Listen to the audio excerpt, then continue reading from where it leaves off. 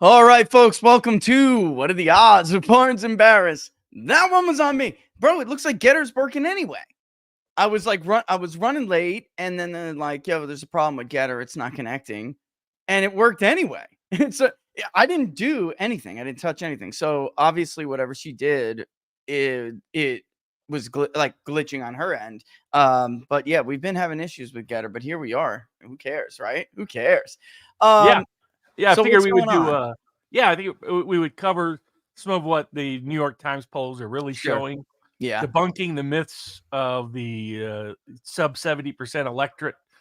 And I thought we would do something for here throughout the rest of the election season, which is look at Polymarket's odds on the key contested states for the Electoral College, for the Senate, and give our own odds of what they should be versus what the markets What are. they are. Yeah, and I wanted like the number one, that's why I put it on the graphic, even though we have so much other stuff we want to cover. The number one question I get all the time, and I didn't ever want to address it like on an inside the numbers, although I have a little bit, but like the number one question I get that's really for what are the odds is what drives the betting markets? Like what is driving them? I can tell you, Robert, for one thing, I have released polls and I've watched the betting markets move after the polls are released. So like polls definitely do. Once upon a time, Nate Silver's forecast on 538 was a big deal. But I would like, you to address it because, it's just probably better off. You have more of a grasp on that stuff than I do.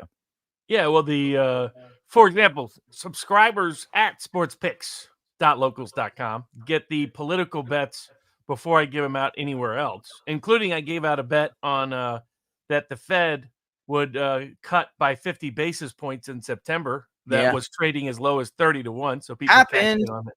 Yeah, exactly. That was money in the bank, and a lot of other ones, including that Trump wouldn't be sentenced before Election Day, that the other three cases would never reach trial Election Day. So a lot of those cashed, but some betting markets, political betting markets, I move. So after I'll put out a bet, the reason why I save those first reports to the Sports Pick subscribers is because I know that there will be some markets that move. I'm followed, and there include subscribers and other people that are some of the bigger political betting odds makers at places like Ladbrokes, at some of the big UK political betting ones, some of the big offshore ones. So those markets, I or some other influencers can move, and that's similar to sports betting markets. It depends on the degree of liquidity to how much they move. So the predicted has caps on it. So predict it, you can't move as much as easily. And then it becomes, whereas on Polymarket, those are very liquid markets.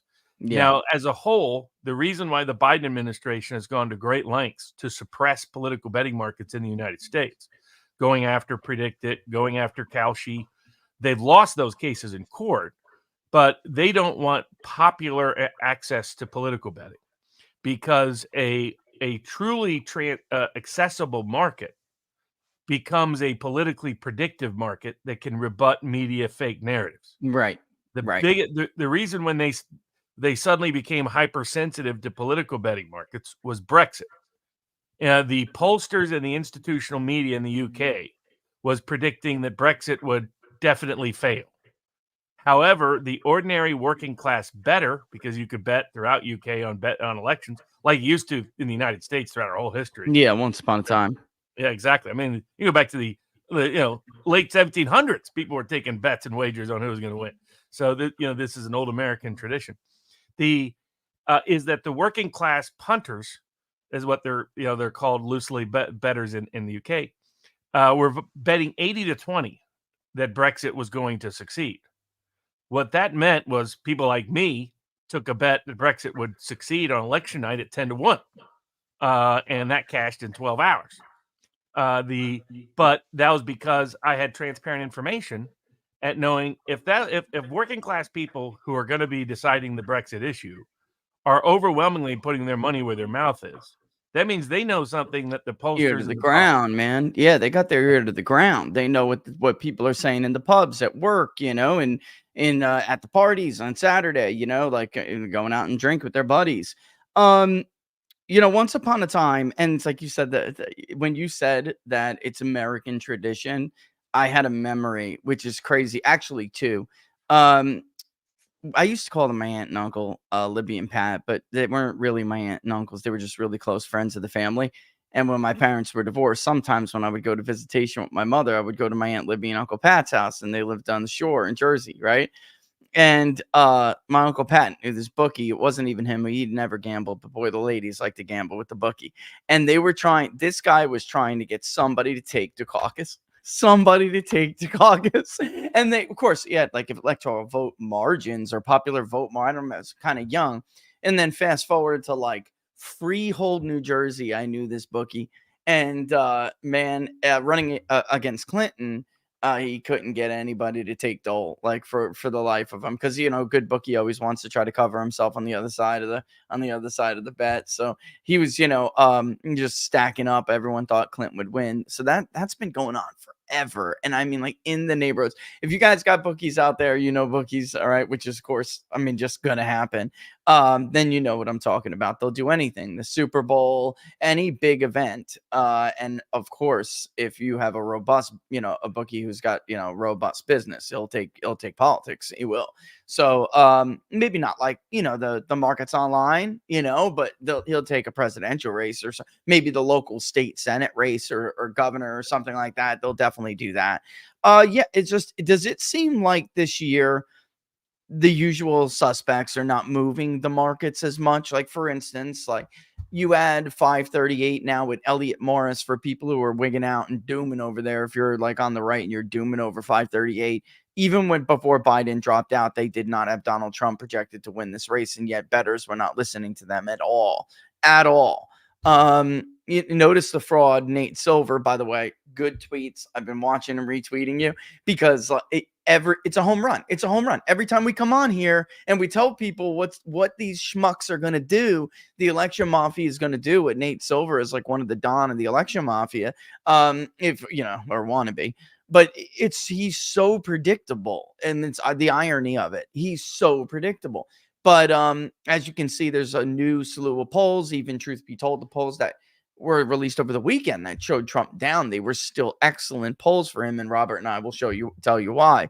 But like, they go on and say, Harris is now at the highest percentage likelihood ever in the model. It's going to win. The betting markets are just like, bite me. He's going to win Pennsylvania. Like they're not moving at some of the pace that you and I have seen in the past. Where like some shit and poll in Texas comes out and all of a sudden they're 50-50. Do you remember those bets, Robert? I mean, insane bets last year. You could have made a fortune, folks. You could have made and by the way, the usual suspects are doing it again. Morning Consult. Here we go. Here's Morning Consult's record. Look at Texas, 48-48. They actually have it Trump up by 4. So he's doing like, again, 4 points better. And that seems to be the theme. But they have Allred beating Ted Cruz. Folks, Ted Cruz is not going to lose the Senate race in Texas. Could it be closer than you'd want it to be if you're a Republican? Maybe. I don't know. With Trump on the ballot? Probably not. Probably not. But they're doing the same thing. Yet the betting markets aren't moving. Why do you think that is? You think people just know that a lot of people are full of shit now? Well, it's who's betting. So it's still not the case because those people know. Yeah. Yeah, because of the Biden administration's suppression, it's not as popularly accessible as it could be. So it used to be the case that most of your betting markets were set by offshore makers, and most of the money was offshore. So when I would bet in 2016, had to go to the UK to place the bets. I was betting almost exclusively people from England. And Yeah. so they were setting the odds, and those odds were heavily dependent on the modelers and the pollsters, and that's why they were off so badly.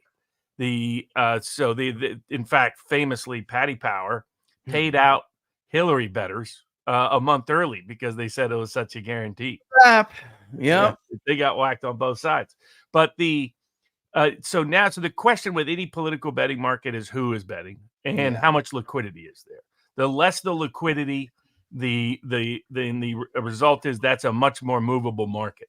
I can come in and move a lot of these markets that have small liquidity, either by putting out a recommendation or people I'm affiliated with placing those bets.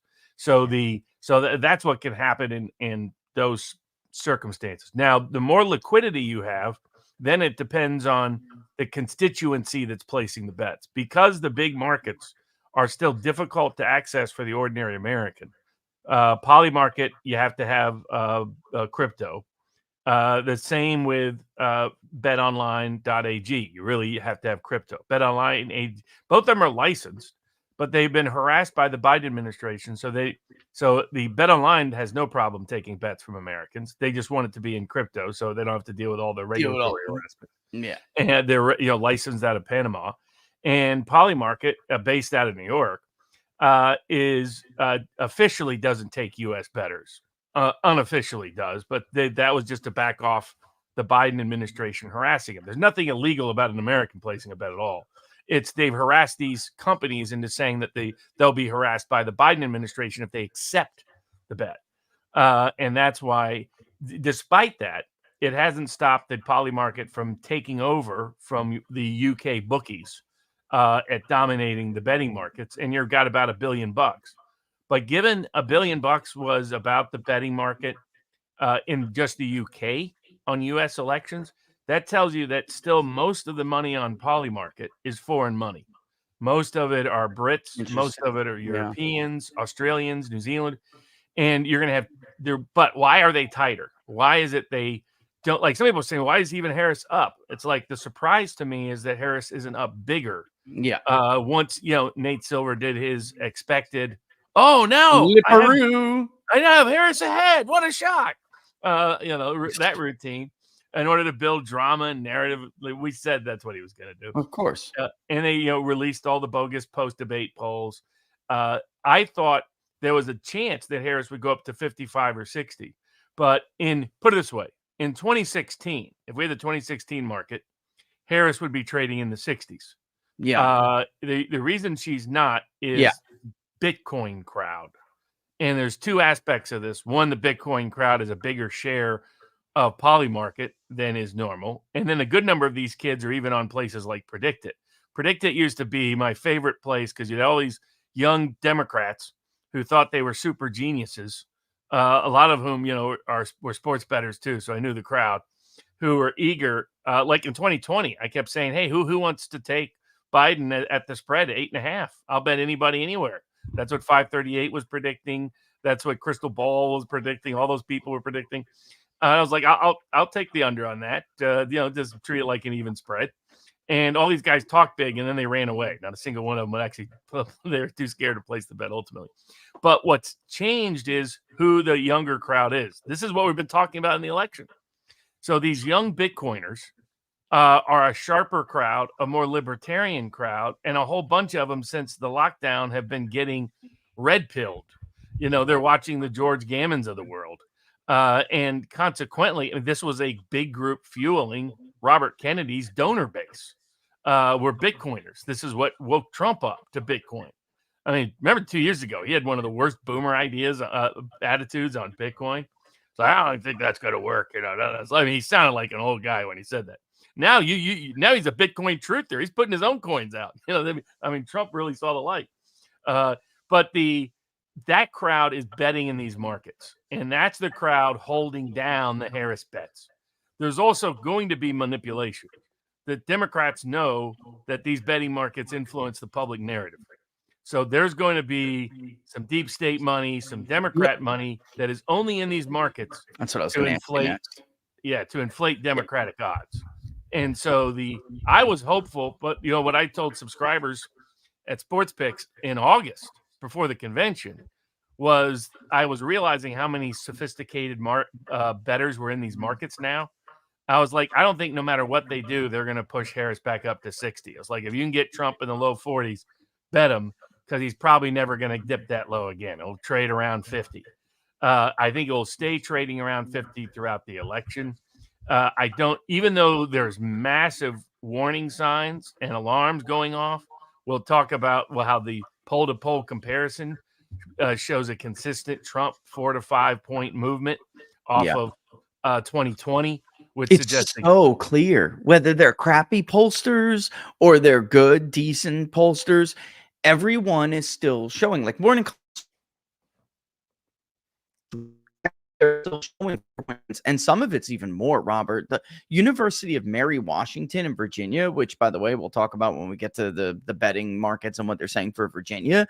The University of Mary Washington had Biden by like 17 points or 15 points or something ridiculous. Now they have it a 2-point race. Roanoke College nailed it, and Larry Sabato's out there trashing them. They nailed it. They have it what, a 1 or 2 point race.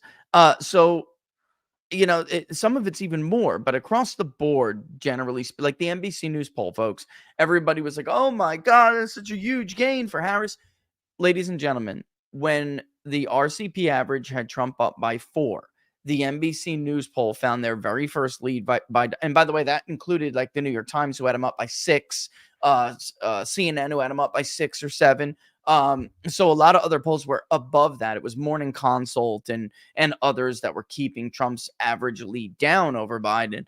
But this poll still, it was like the Elliot Morris of polling. They still had Biden either winning or barely trailing, and they had their very first ever Trump lead. It was 1 point at 2 points, something like that. So, NBC News, by the way, is, along with Morning Consult, only one of 2 polls that had Democrats winning the House vote in 2022, and they did not, folks. I mean, their polls were way off. So the fact that he's doing 4 points better in that poll compared to the NBC News poll in 2020. I mean, if you got to be Harris, she's out there talking about she's the underdog now. So, like, when you think about the betting markets, and by the way, everyone loves an underdog story, folks. So, like, that's why she's saying that. Americans want to root for the underdog. I'm just not sure she could pull the wool over everyone's head that she's the underdog. But the fact is, when we look at these betting markets, just remember that he really is, whether it's the crappiest poll or a good poll, he's still doing roughly 4 points, maybe more, better than he was doing compared to 2020. And I got to tell you, Robert, I don't see any evidence that they're going to overstate Trump's support or understate Harris's support. That's not the groups of people that are causing these polling misses. They don't do that. That's not what causes these polling misses. They're demographics that are Trumpy friendly demographics. And then also, I'm going to play a clip of something in a bit, but there may be, and Haley was saying this too, like, is anyone trying to even measure the hidden Trump vote this time? Who is it? It looks different to me this year. And I agree with Haley 100%. I think there is a hidden Trump vote. And I think that most people are going to screen these people out because they don't have much vote history, and they're just gonna and toss them when they talk to them. And then you have Nate Cohen, who comes out with a tied national race and then a +5 Harris in Pennsylvania, which everyone from the right to left jumped on and said, Nate, you cannot have a tied national race and Harris up by 5 in Pennsylvania. You can't do it. And with the criticism he took from me and others, he puts out an entire thread about how, my poll's wrong in Pennsylvania. Like, I started at the wrong time. Textbook response bias. Well, why didn't it say that in any of the articles that were written about the damn poll? That's number one. But whatever. I digress. Then today, he comes out with a slew of polls, looking a lot like Emerson. They came out with a slew of battleground polls as well. And Trump is up. He's up. So there's a disconnect here We don't have a consensus. Like at least in 16 and 20, there was a consensus with them. And it was just like Robert Cahaley, me, Rasmussen, a few of us saying, no, you guys are wrong. But we were out there. 20, same thing. This year is not that, man. You got they're trying to build this consensus, and some of their own pollsters aren't even going along with it. And then the internal polls are bad for Harris, by the way. I saw two data sets in Pennsylvania this weekend, Robert. One is about a little edge for Trump, and that's going to be a public poll that's coming out, I believe, very soon. It's going to be like a Trump +1. And then the other one was a private, which was Trump +3 in Pennsylvania. So is there any world he wins Pennsylvania and loses this election? Yeah, no, I think that relation. What's the odds of that? Yeah, I think that, and I think that's important for people. Like if you're looking at the odds markets, it's not going to happen. You right now you get much better odds to take it's about 10-1 of whether Trump sweeps the swing states, but it's more like 1.5-1 that he wins Pennsylvania or Wisconsin or Michigan. These states all trend together. This doesn't happen, right? Can we explain that to people? This doesn't happen. Much better. In other words, if there's a 45% chance of winning Pennsylvania, there's a 40% chance of winning all the swing states, all of them in the Midwest. So there, you're taking advantage of the misapprehension in the betting markets that these states vote independent of one another, and it's possible that there's a small possibility that Michigan would be the one. It won't be Wisconsin. It would be Michigan. Polling that if he wins, he could win Wisconsin and Pennsylvania and barely lose Michigan. In 2020, Pennsylvania was a bigger risk because I went back and looked and was doing a deeper dive on that. And I forgot the degree to which it was not just Scranton Joe, but I was looking at similar suburbs. So similar suburbs around Philly, which is in the Delaware Senate political advertising market. That's why it's important to hear in a second. Versus suburbs of around Erie and Pittsburgh. And what's interesting is the move outside of Scranton and outside of the Delaware media market for the Philadelphia area in Southeast Pennsylvania. Biden's improvement in Pennsylvania was the same as it was nationwide with similar groups, about a point or two. And that wasn't enough for him to win Pennsylvania. He won Pennsylvania because of a combination of Scranton Joe in the Northeast and positive residue of 50 years of TV advertising in the Philadelphia media market area, bro. Yeah, exactly. In the Philadelphia media market, because that's a principal Delaware media market for his Senate campaigns. So it was just that by alone meant Harris was in trouble in Pennsylvania. And if she's way underwater in Iowa and she's in trouble in Pennsylvania, there's no chance at Wisconsin, which is and it's closer than it should be in Minnesota. So Wisconsin will probably be the most wrongly polled state this election cycle. Again. Again. So, but basically these things correspond. The Sun Belt correspond. If Trump is up 5 in Arizona, he's not down in Nevada. It's also we'll see it. The two things stood out to me in looking at where the error is coming from. 2-3 point separation. That's it. Yeah, exactly. I mean, they trend together. If he's up by 5-6 points, he's going to win Nevada. And Nevada's trending to the right faster than Arizona. People need to understand this because Republicans have still lost those races, but that only happens for a certain amount of time, folks. Then they start winning the state. That's what happens in a trend. And when the country overall, even Arizona, moved to the left, right? Let's say from 16 to 20, Arizona went 3.5 points to the left, right? Nevada did not. All right. Nevada has been resisting the overall trend compared to the national mood. All right. So if the nation moves 4 points, Nevada's moving 2. That's it. It to the left. Now, when it moves to the right, it moves more to the right than the nation. So this is what people need to understand. Because of the socioeconomic profile, Nevada has one of the lowest rates of post-college degree voters in the country, and a big Mexican-American and working-class Asian vote. And particularly the Mexican-American vote is what's going to drive the Arizona margins.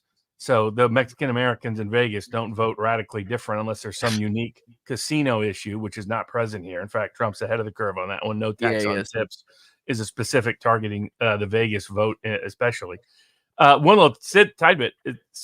If people want to understand the underlying divide between the GOP establishment hierarchy in places like Arizona and the populist base, that was really what was behind the Trump-McCain dispute back in 2016. Look no further than Stephen Richer's latest comments. He's enraged that working class voters are now more Republican. He goes, America used to be college educated voters or vote Republican, and now it's Democrat. What a disgrace. It's snobs like him Yeah. Yuppie. who helped fix the 2022 election because he's a corrupt hack. Sue me, punk, and we'll see how that works in court. But that's who these snobs are. That's who these people have always been. He is And so but it exposes them. I mean, it's similar, just to have a brief tangent, before we get back to what's happening with these polls, what's happening in these states, predicting the odds, why the electorate is going to be 70% plus white, and even Democratic data organizations have said this. I'll start with that while you're going on your tangent. I'll get it ready. That's it. Which is, what Richard talked about last week. The Southern aristocracy, that just like you have these snobs like Stephen Richer in Arizona, who represented sort of not the Goldwater libertarian tradition, but the corrupt upper middle class defense contractor corporate whore tradition that dominated Arizona politics against the interest of its populist base. Though they may have pretended. Stephen Richer tried to pretend to be a base red meat throwing election integrity champion who hated big corporations and big government. He tried to he ran for that seat before he got tossed on his ass last month, like he did, because voters had it with him and threw him on his ass. He wrote entire papers, folks, about how corrupt elections are in this country. He was a liar there, and he was acting, and he did that just to get in office. And then he sucked up to the yuppie part of the establishment because that's who they are. And this is a major problem, Robert, with the Sun Belt and Southern Republican establishment. They murked Mark Robinson. I know exactly what happened here. I've talked to key people, people who think it's good and people who think it's disgusting because of look, I'm just going to say it and people aren't going to like it, but it's just true. White Republicans, especially in the South, that are like sweater vest, country club Republicans, are uncomfortable with black people. All right. Especially black people who want to lead their state. I'm sorry, but that's true. Especially one that's Trumpy and they can't control. Oh my God. A rogue black man. Oh my God. It's the worst thing that could happen, because you have to understand, folks, they cultivated this government. They insulated the governor's mansion. They believe that it's basically like, unless a strong figure like him was to come along, they would basically maintain control over state government. They were never going to let him run this race like this. They gave that information to Josh Stein, who then gave it to CNN. It was not the other way around. They had it. Republican establishment had it, and they gave it. They want, they want him to lose. They would rather lose to a Democrat, white, Jewish guy than to win with a Trumpy Republican black man. I'm sorry. And that's an ugly truth. Robert and I have talked about this before with the Ann Coulters of the world and stuff. This is an ugly truth in this party. Trump is trying to root it out, but it's like in an election year, it's very hard to do. I don't know what else to say, guys. It's something you're going to have to deal with if you don't like what I'm saying. Don't get mad at the messenger. Get mad at the truth of it, because it is the truth of it. And until you deal with it, you're going to lose elections like this over and over and over again. Josh Stein is a nutcase leftist. Good job. Well, what people don't fully understand is that the the Republican establishment of the Southwest was founded by Southerners. The Southern establishment. It was old Southern aristocracy. I mean, that's why Arizona was one of the few states to not want to do a Martin Luther King Day. That's why Nevada had, the running Rebs. If you ever looked at that image of the running rebel, he was more rebel than Old Mrs. mascot. Yeah. So he looked like a Confederate soldier because that's who founded the Republican-oriented politics here in the state. People think of, Arizona, Goldwater, Nevada, Las Vegas. They don't recognize that it was the old Southern establishment that originally established political power and extended it to the Southwest. And the old Southern aristocracy, nothing's worse than a black populist Republican. Oh my Literally, God. nothing is worse. And this goes way Terrifies back. them. He terrifies them. Well, and this goes back to great granddaddy. I mean, the most effective challenge of Southern political aristocratic control was the biracial populist movement of the 1890s and early 1900s that led them to disenfranchise not just black voters throughout the South, but almost all poor and working class white voters in the South. There's a reason why Mississippi had more presidential votes in 1860 than it did in 1900. It wasn't because the slaves were voting in 1860. It was and ever since, they have been terrified, the Southern aristocracy, of two things: independent populist challenges of any kind, but especially those that have biracial populist support. And nothing is more shocking and horrifying to them than if it has a black face. That's the reality of Southern aristocratic politics. The Amy Coney Barretts of the world come from that Southern aristocracy. Yes. That's why I said she would be an unreliable vote on election integrity, an unreliable vote on on issues related to the pandemic and the lockdowns. She comes from that world. Southern aristocracy is more statist than the left. Oh, without a doubt. Many areas. Without a doubt. The first gun control, Southern aristocrats doing it to make sure slaves and ex-slaves couldn't own guns, so that they couldn't effectively rebel on them, so they couldn't go full Haitian on them. Not just get them, then get the cats. So you look at the dynamic, that's what's behind Robinson. But there is no reverse coattails. I'll give a free pick out there. Never is this a thing. It has been a laughing stock idea for the entire time I've been alive, let alone the time I've been in politics. And now all of a sudden, we're supposed to believe that it's going to happen for the first time ever in 2024. Folks, she's down in Pennsylvania, so she needs a state to upset. So they're trying to will reverse coattails into existence. And by the way, I talked to one establishment before you give your pick. This guy doesn't like Trump. He hates Mark Robinson, and he is supposedly your textbook conservative Republican from the South. All right. He was not voting for Mark Robinson to begin with. That's how much he can. And he wanted DeSantis to win the nomination. That all being said, I asked him on Saturday, so what's an update here, buddy? What are you going to do? And he's like, oh, there's no way in hell I can vote for Kamala Harris. I have to vote for Donald Trump. So even they are going to vote for not. If there's anyone, I wish I could say his name because he's a not local. He's a state celebrity. So like people would know who I'm talking about. He should just come out and say it because everyone knows this dude. And everyone knows who he is. They love him. Even if they're more Trumpy, they still love him because he's just that. But he is that guy. It was like, I don't know. Maybe it would be better if Hillary Clinton won this election. All right. That's who he is. And he couldn't stand Mark Robinson at all. And he was saying, I don't know what I'm going to do because I don't like Josh Stein. But he wasn't going to vote for Mark Robinson. He was part of the effort with McCrory. What was it? No labels. The no labels. Pat McCrory, the old governor of North Carolina. I mean, guys, he was trying to push this effort. They believed that they could win the state of North Carolina with 30%, 35%. Like Trump couldn't get to 40% in North Carolina if they ran a Republican-like candidate. It's such a joke. That's who this guy is, and he's still voting for Trump. There's no such thing as reverse coattails. Go ahead. Sorry. Yeah. No, exactly. So right now you can get Trump, to win North Carolina in the 50s, and that should be in the 80s.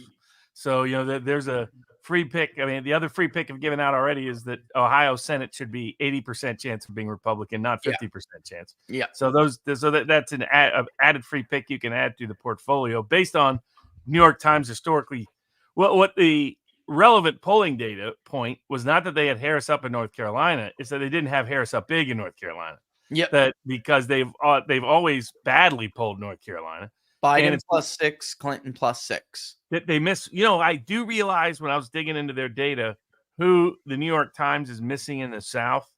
That's similar to YouGov. Because remember how bad YouGov Senate polls were all the way Oh back God. in Yeah. 2014 in North Carolina and elsewhere. It's evangelicals.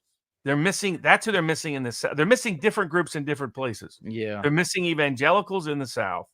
They're missing working class whites in the Southwest and the Midwest and nationwide. The reason why, so people might ask, so why is the polling data showing this big improvement with Trump with polls that undersample Trump's audience and base? It's two things to note. First, look at how much Trump has improved over 2016 and 2020. That's the more relevant data point, not what lead they have for Harris. What should be the lead given the baseline of their prior history, polling the same state or nationwide. But the other factor with them is the reason why they can't help but notice the shift, and in states like Arizona, because the even media polls can't ignore it, is because you dig into the data. Looking at New York Times like data to like data, which we'll do in a bit after we get into the demographics. It's what we've been talking about, that there's massive erosion in New York Times own data amongst Hispanics, Black voters, non-white voters in general, and younger voters. That depending on the survey, that's the group where they're losing 15, 20%, the Democrats are, off of Biden's margin. And so that's, even like people like, oh, the national poll, Harris up 4. They had Biden at the same time up 9. Yeah. So all these things we keep saying 4 to 5 points. You can look at pretty much all the same pollsters, whether you're looking at a state or the nation on a like-time to like-time basis, and they are all showing Trump running 4 to 5 points better than 2020, which would forecast out to Trump winning the popular vote. He wins the popular vote. The Electoral College is done by 11 o'clock at night, which give a shout out to one of our repeat viewers who referenced some of our work last week. People wonder, do we do the show for a lot of reasons, to educate the public mainly, but there's a range of interesting people who watch. If you had watched our show on Monday, you could almost quote word for word what J.D. Vance told Tucker Carlson on Wednesday. It sure as hell did sound like So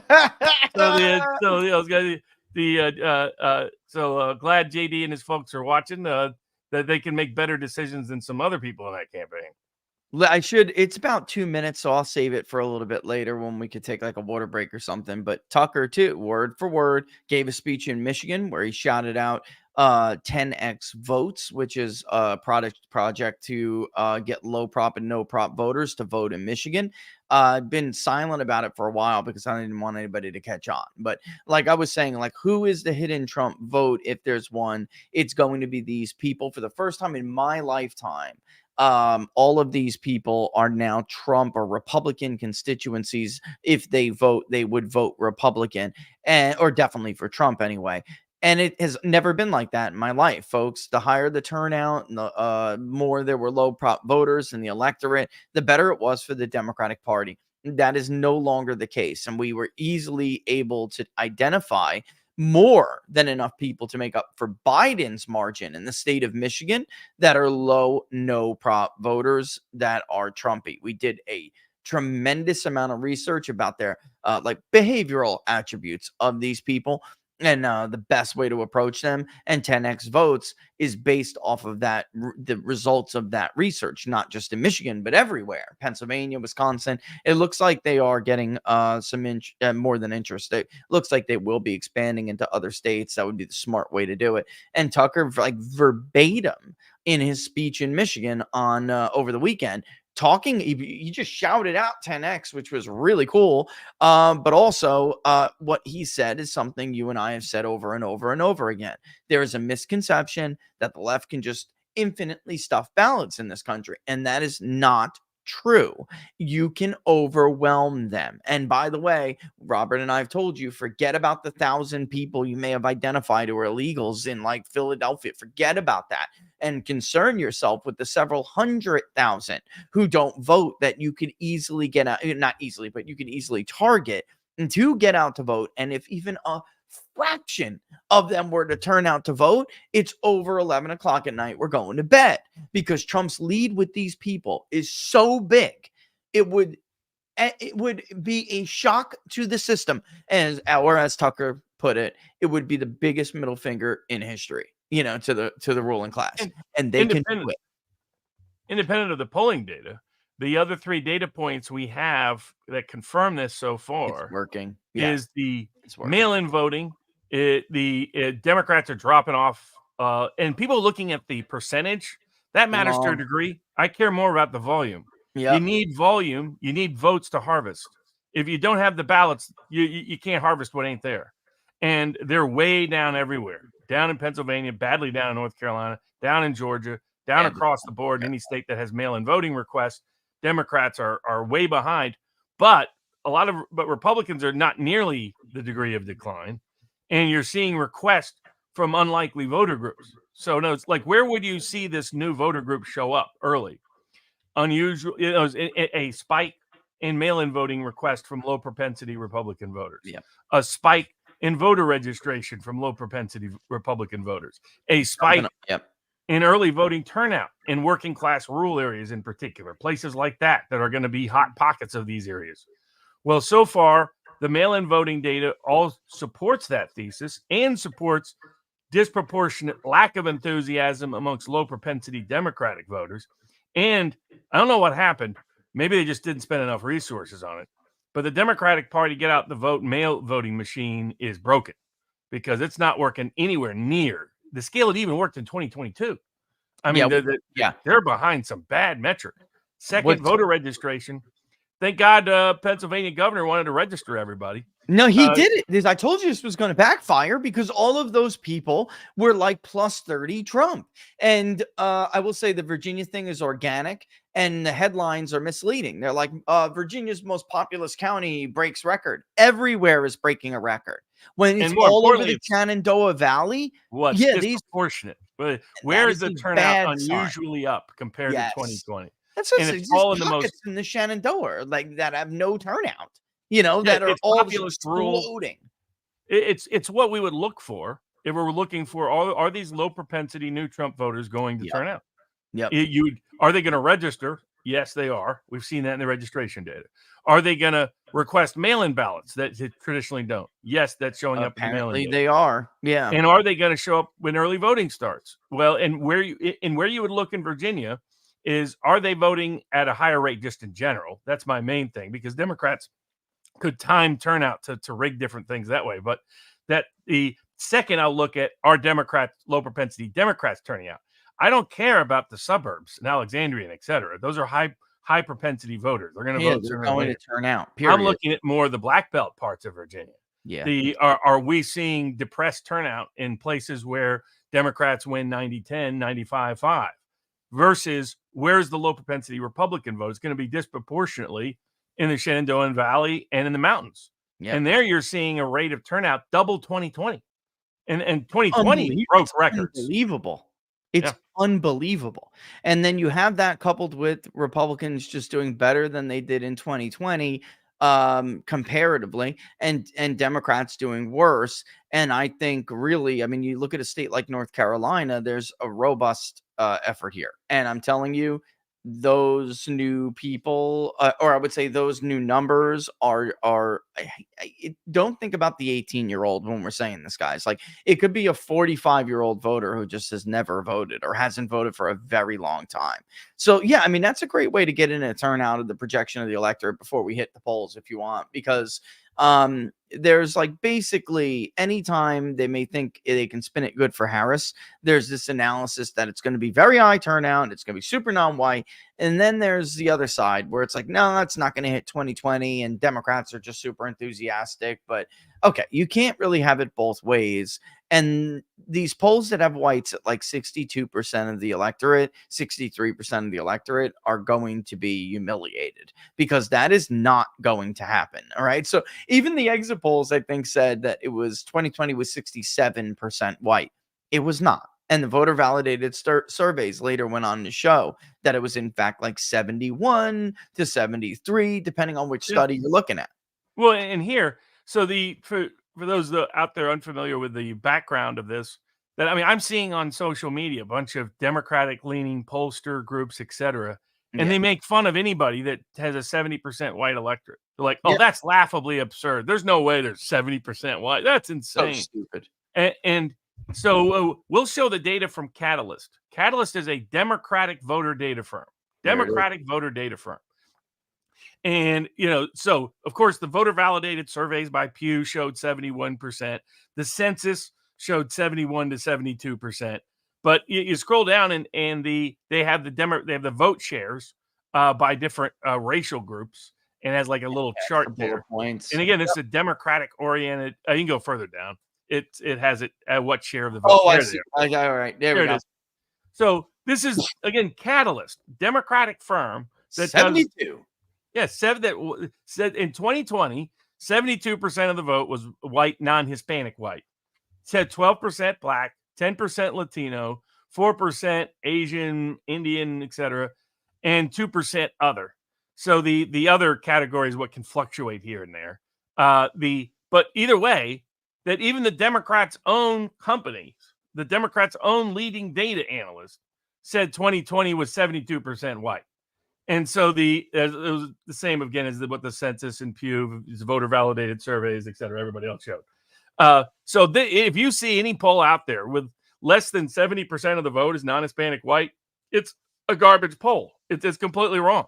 And if you see anybody out there who thinks they're really smart, who thinks the electorate's going to be 63% white, you can discard their opinion immediately. They're an idiot. Yeah, I'll send it in the chat too so people can have it. Also, please take note of the white non-college versus the white college. I have been trying to hammer this point home now for weeks that some people just don't even, unfortunately, won't give us the data so we can see what their breakdown is of white non-college versus white college.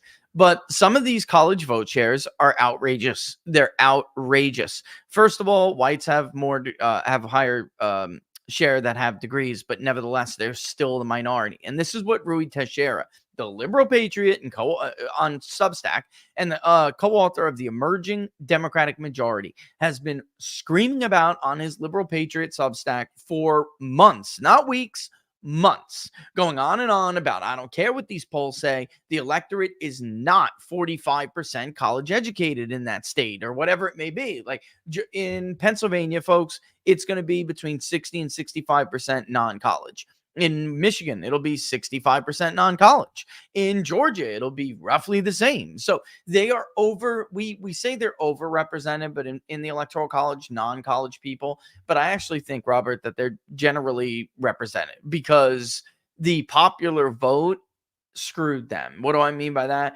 The yuppies said, okay, I feel bad with my white guilt, and I'll flood these big blue states with illegal migrants, and they'll change the politics and the nature of the state forever. Nobody ever voted on that. Springfield, Ohio did not ask for a huge surge of Haitian population to come and eat their cats. Okay. Which, by the way, is happening. Okay. We go with these debunks and fact checks, man. It's just they're garbage. So look at 2020, by the way, and you'll see that the drop in non-college is about as much as the drop in the white vote share. Even a Democratic company, a Democratic, whatever you want to call it, they're really a consulting and data analyst firm. You can see that they have the white vote even higher than Pew Research's voter validated survey, and their white college vote fell by only 2 points. Some of these people want you to think that after an average drop of 2% each presidential year cycle over cycle, that all of a sudden it's going to drop 8, 9 points. That's not going to happen. It's simply not going to. We have the white electorate between 69, 70%, and we think that's fair. I mean, more than fair. That's what it's coming back at. So I mean, that's when we look at it may increase if you it look at like the other things that coming out of the early voting and mail-in voting data, low black where turnout. we have like-to-like comparisons in states like Georgia, North Carolina, and Florida, is underperformance by low propensity Black Democratic voters. Yeah.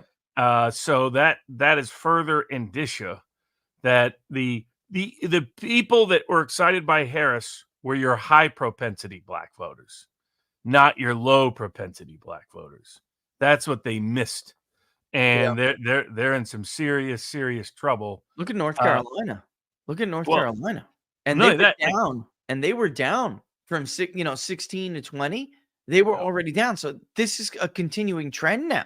It's like that. Well, they had Obama in 12, and I which think was very unique. yeah, The only time since 1964 that the census found Black voter participation was greater than white voter participation. Yep.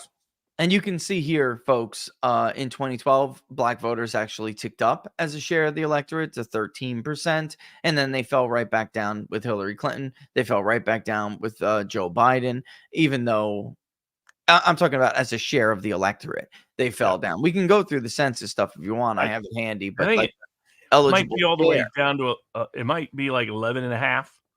that's You what know, that can be as this Catalyst report goes into detail, that's the margin of victory for Democrats in a bunch of places. Yeah. Not just at the presidential level, but down ballot.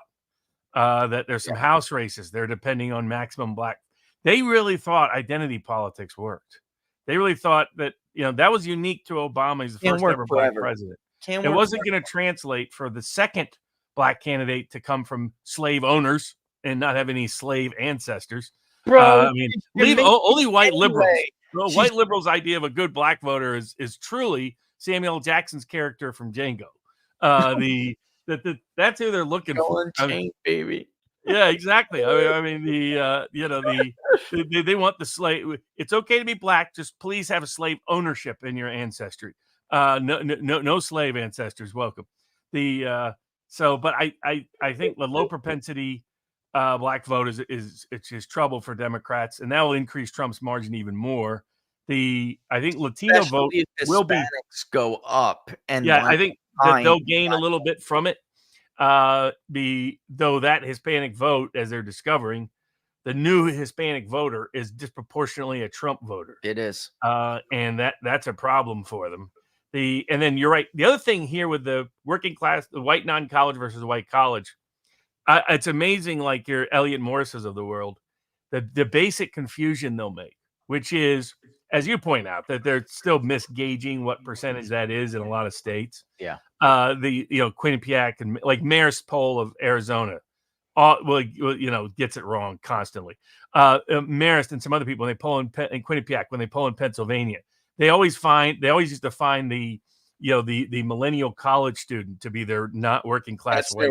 That's their non-college white. But the other problem with all of this is these people what's going to happen over time is the working class profile will increasingly, as a lot of Richard's data is already showing, will include within it some college educated voters. Yeah. It'll be people who have state college degrees. Yeah. It'll be people who have those kind of college degrees. Some college associates, You don't change their working class culture or working class lifestyle or working class economics by making them more educated. And if we were here in the 1950s, working class was a grade school education, right? The working class, because the working class today has some college, has not magically made them less working class. Yeah. And that's one of the mistakes a lot of these projections and trends that are out there make. But the big warning sign, and there's this red flags all over the place for Harris and even the New York Times data. You want to compare Arizona while we're talking about Hispanics? Yeah. The Arizona shift with Hispanics in the New York Times poll is unbelievable. And the key, one little component here, it's in 2020. They still understated it, but they had Trump doing a lot better with like Cubans and Puerto Ricans and Venezuelans and South Americans and Caribbeans than he was Mexican Americans. Yeah. Now, Texas showed they were wrong on that. Zapata County, et cetera. But the reason why Hispanic in Arizona I'm so interested in is that this is the Mexican American vote, right? Yeah. That there aren't a bunch of Colombians, Venezuelans, Cubans, Puerto Ricans. They ain't in there. You got a little bit. But this is what overlaps heavily with Nevada, for example. This is what tells you whether Texas could be anywhere within under 10 points or not. These are the same kind. This tells you whether New Mexico could be in play or not. Is what is the New York Times comparing like to like? We're not saying that their prediction of the Hispanic vote is accurate. We're saying that their own polls polling the same groups are showing a radical decline in Democratic support amongst Mexican American voters in Arizona. Let me zoom in so people can see it. I have it highlighted right here. This is Arizona, their poll from 2020. They had Trump, that's right, if you can see it correctly, 26% of the Hispanic vote. That's it, folks. That's all. This was Over a around polling. 40 point loss. 40-point loss. Now look at this. Here is their poll in Arizona. Here is, and by the way, look at that almost certain to vote thing again. Look at Hispanics are at 50%, very likely 39, 10-point higher than whites. So I'm telling you, like, there's this nagging thing now because for months, Hispanics have reported a higher certainty to vote in our polling than blacks have. And that is like a huge red flag if you're a Democrat, because if they turn out to be 10 or 11, let's say call it 11, and black voters dip again the way they have been since the era of Obama's over, then they both end up being 11%, or Hispanics are like 12 and black voters are 11, then man, or even if they're both 12, then that's a problem because the draw from the white vote is not coming from universally Democratic supporting groups like urban blacks or certain Asian voters that are super pro Democratic. This is now the Arizona poll in that was just released. Trump is up 5. He's at 50, by the way, which is a fucking wrap. It's a wrap. I hate to tell you, that's what that means, folks. We don't talk about the basics anymore. And we need to start talking about the basics of polling more than we used to. We've kind of just thrown it away. It went from being Biden plus 40 to Harris plus 8. With Trump, not just, it's not just that these people are saying, I don't know who I'm going to vote for, Robert. He's made up so much ground. Has gone from 26 to 41%. That is monstrous. Pinal, Gila, on the border of Maricopa County. And oh my God. And we know this is right because the primary vote was strongest for Trump in the more Hispanic areas of Maricopa, especially along the border of that county. So those are universal Hispanic neighborhoods. We're not talking about Scottsdale, and we're not talking about some mix with like LDS or or the McCain older votes, super seniors even. None of that. These are different neighborhoods. And while you can vote anywhere in Maricopa, that's true, you're going to vote closer to your home in most cases, folks. So we know. And Biden, by the way, did the worst in these areas, along with Native American areas in Arizona. So like, Robert, I mean, this is not just a poll. That's what I'm saying. Like, the poll is simply backing up what we've been seeing already. And Kerry Lake, by the way, did much better with Hispanics in those areas, than in some of the more ritzy areas. It makes sense. It all makes sense. This is real. And by the way, he did outperform the New York Times number in 2020. He did. But that's another. It's like he's likely to again. If he does again, it's curtains, bro. It's curtains. And what you're and for those that don't remember, they consistently had Biden generally leading in Arizona.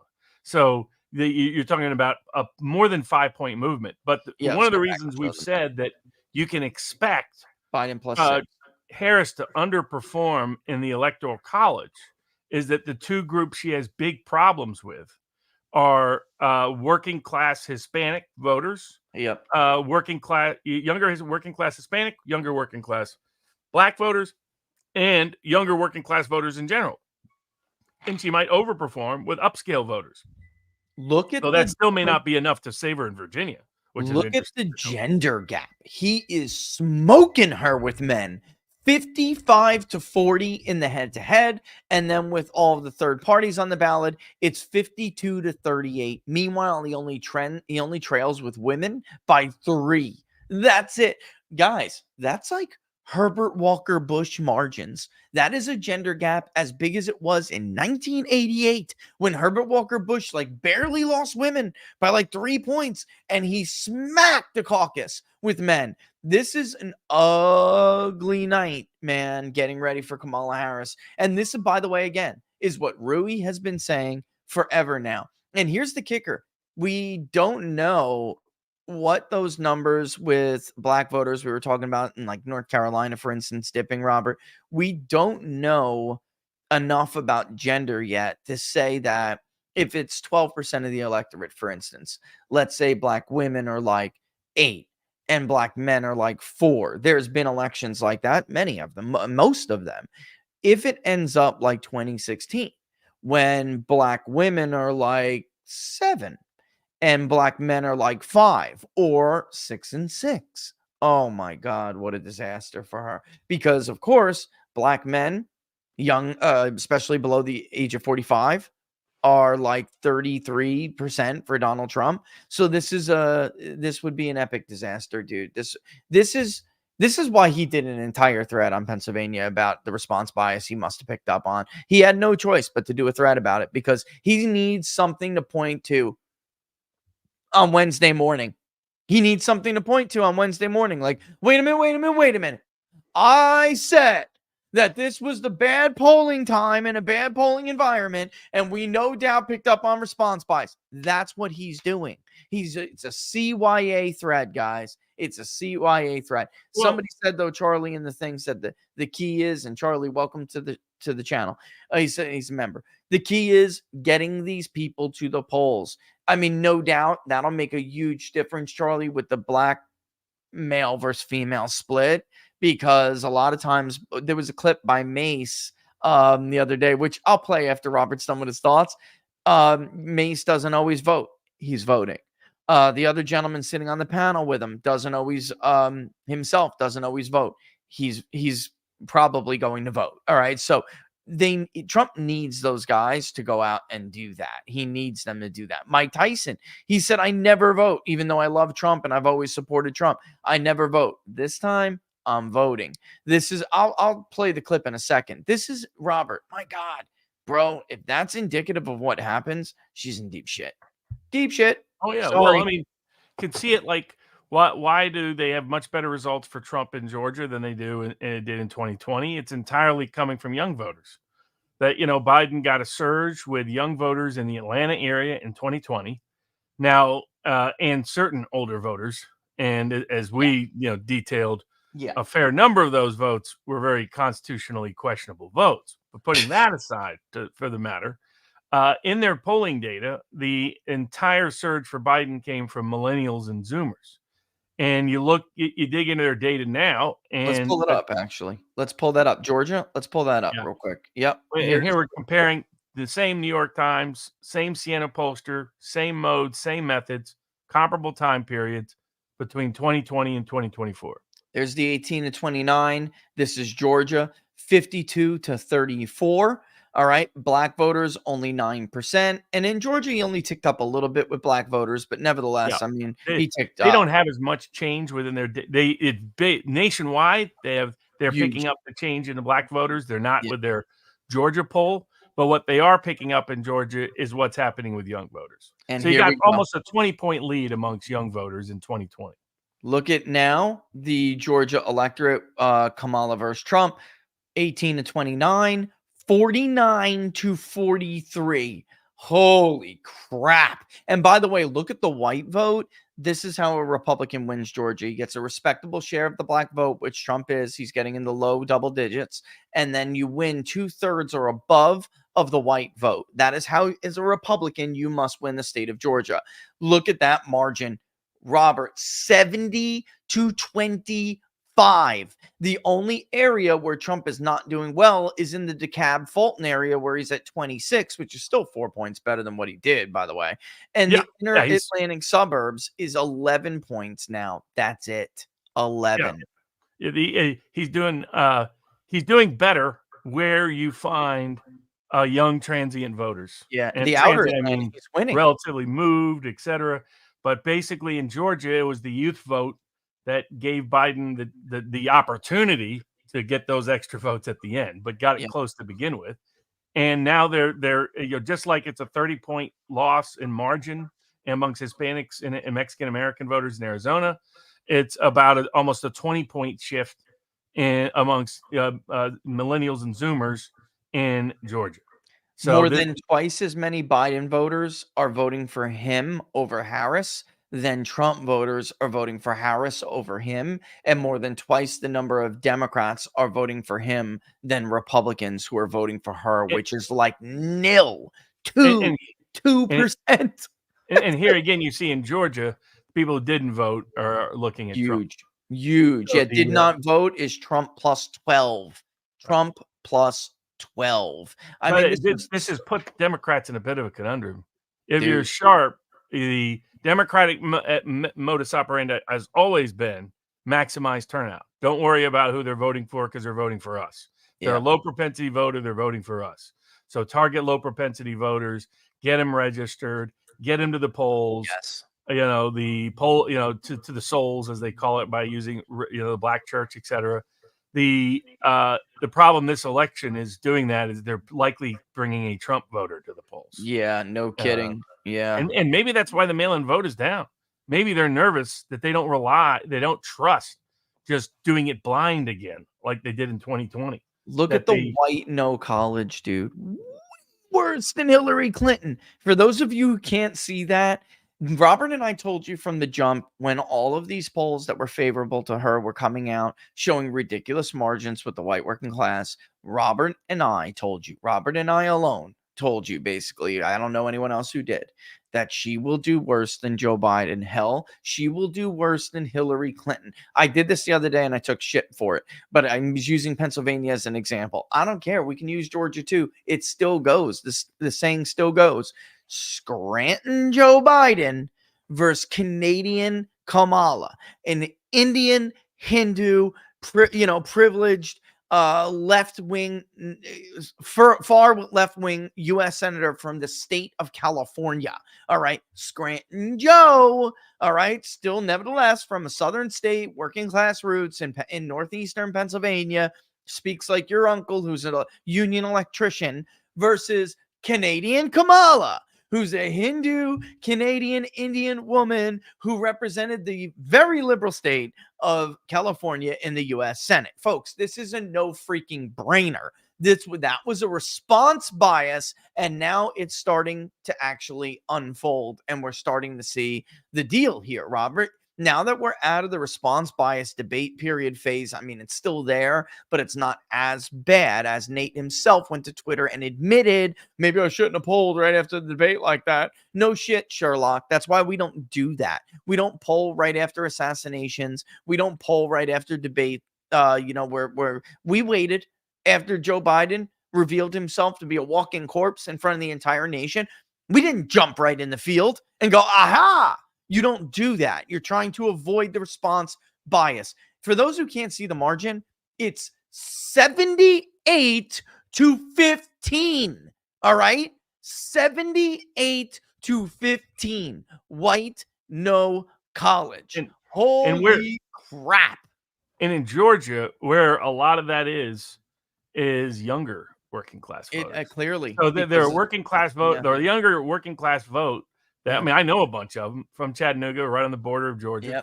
Yep. That being hip, being cool, being chic was not being a boomer conservative. Yep. Not being an old stodgy conservative. Was being democratically aligned, even in 2020. But since then, they've been economically crushed by, as all the data that Richard and I have gone over just keeps getting worse. In terms of access to credit, access to housing, being able to buy a house, being able to even afford rent, of your wages staying up with the cost of living. None of that has worked out for them. They got a temporary reprieve with stimmy checks and student loan forgiveness for some that, a good number of working class kids have done like a semester, a year of community college, right? And so they still got saddled with some of the debt. And then they remember they even had eviction for forgiveness for a time period. That didn't pay rent, and all of a sudden, all of that's taken away, and everything gets worse at the same time. And these are the people that Yeah. are working part-time jobs or something else while they see immigrants So taking true. their job. Yeah. Native-born Americans have lost jobs since 2020. So that's this group is like, screw this. We're done with this. We're not. And there were all kinds of indicators: younger podcasters, younger cultural Yeah. influencers, There was. the shift in even rap culture, other places that was showing the zeitgeist amongst all young working class voters, white, black, Hispanic, Asian, didn't matter. Massive shift away from the Democratic Party. And the New York Times poll is picking up on bits and pieces of it in these different places. The Yeah. Hispanic vote, Mexican American vote in Arizona, You can the see young it. working Yeah. class vote in Arizona. You I can mean, see in Georgia. the overlap, Robert. You can see the overlap. In Georgia, there's a growing percentage of Hispanic voters now. Well, it used to be like 2%. It's now up to at least 4 or Oh, yeah. 5%. And then look at the other. It looks just like the Arizona margin for Hispanics. It looks just like it. Folks, that is not a quinky dink. All right. And by the way, look at the outer suburbs of Atlanta. Trump is beating her like a drum. A drum. There used to be Republican outer suburbs. They've gotten very blue over the years, except for the handful of like 2 of them. They've gotten blue. And then maybe light red. This is worse than Hillary Clinton's performance in the outer suburbs of Atlanta. Well, This it is means also the apartment buildings, the exurbs, Yep. the carpenter Exurbs, that yeah. can only afford to live an hour from Atlanta but works in Atlanta. That those kind of voters massively shifting away from Biden. This is And so unbelievable. And Harris. Yeah, this is really unbelievably bad. 65 plus, which will vote, they will vote in like the ridiculous 90 plus percentile, 55 to 38. Just as a flashback, folks, just as a flashback. Trump was only winning 51% and Biden was winning 41%. If Trump had just done better with seniors by that margin, he would have carried Georgia. And we're seeing that everywhere. Robert and I stipulate the what he just said before, so don't send us a deluge of comments about broken pipes and signatures that don't match. No, Robert and I I know. know better than anybody. Yeah, All we right, know all about how they took Georgia, but But- they need it but- close to have a shot. They're Don't not throw gonna the be able to do that a baby- second time anyways. Yes. Mail-in voting is gone. There's not mass mail-in voting. It's a tiny slice of what it was in 2020. The Georgia election people that they elected smart people to that particular commission. They're requiring double checking a whole bunch of things. I don't even think they're going to bother. If I was Harris's campaign, I would quit spending money in Georgia. In Yeah. fact, I'll be honest with you, I wouldn't take the sucker's bet of spending money in North Carolina either. By the way, if there was any doubts about Florida, Alan Lichtman and his genius prodigy, his son, Florida, is going to go to Harris. He's going to prove his father's fucking prognostication Pardon brilliant. my French. These freaking morons. Not only is Florida not going to Harris, she is going to lose Miami-Dade to Donald Trump. All right. If she eked it out in Miami-Dade, it wouldn't surprise me. But ladies and gentlemen, it's gubernatorial elections are not predictive of presidential elections. I'm not saying that because of what happened in 22. I'm saying that because of what we identified in 2020 and that nobody listened to, and it has only gotten worse since. All right. There are more Venezuelans. Cubans have moved more in Trump's direction. Jewish voters in Miami are now 10 points less Democratic than they were in 2020. So this is remember a your data? serious problem. Your data found that Miami-Dade. Jewish voters were that you didn't know because it was a small subsample. Yeah, That look at the New York Jewish Times poll in New York. Yeah, now it's showing up that appeared. That's the sixth poll I have seen that shows the Jewish vote. Stay Democratic, but not the 60, 70 point margins they're used to. No. Yeah, that's going to be a problem in Michigan. That's going to be a real problem in Michigan. You got 3%, 2-3. Where the Jewish votes 2-3% or more. It's Michigan. You have in certain parts of outside Detroit and Ann Arbor. It can make a difference. Pennsylvania has Pennsylvania outside Jewish Philadelphia. Vote. Yeah. So you look at those. Maybe that's why Fetterman doesn't want to hang out with Kamala Harris. Did you hear what he said again, by the way? He's like, Trump's got a strong connection with the people of Pennsylvania. It's only gotten stronger since the assassination. He's trying to prime Democrats for a loss in the state of Pennsylvania. He has now done this more than 3 times on right-wing channels like Newsmax or whatever, not right-wing, but center-right, and on far-left channels like MSNBC. He has gone on to these things and said, look, guys, I think you need to prepare yourself for a loss in the state of Pennsylvania. In so many words, that is what he said. I got to play a clip real quick before we get away from the black male vote. I got to do that because there's a clip that just dropped that is basically completely validating. And this guy talks to all sorts of strategists, Republican, Democrat. He used to be in the cool club. He's not in the cool club anymore because he's telling the truth too much. All right. So that's the only other clip. Like, I'm dying to play this episode because it did just drop and I was expecting it and somebody just texted it to me. But first, before we go anywhere, okay, here is Mace. Like, Mace be the one that'll pay for your phone on the days alone. I can make you moan. That's Mace. Okay. And then he's with Mike Tyson and they're having a chat on this podcast. You got to hear this. All right. Let's rock this. Trump's gonna win. Is that who you want to win? Yeah, that would be nice if he win. Yeah. Why do you want Trump to win? Yellow. That's his man. Yeah, he a wild nigga though, right? Trump one of them don't give a fuck type niggas. Is that the reason you want to win? Nah, he's just a good man. We listen. I don't agree with all this shit. Like, nobody agrees with all my shit, but they're good people. Right. No one's perfect in this world. Everybody got that shit. Right.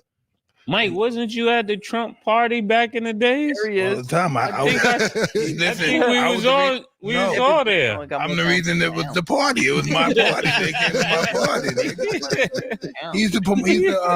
I used to fight in his hotel when I was a kid. Word. Yeah. That's what's up. 15 times there. Nah, that's what's up, man. Who you voting for, Murder? You know I'm conservative, so I'm probably on the side of Trump. Okay. Yeah. What you looking at me for? I thought you were gonna answer. She didn't like my answer. I didn't say anything.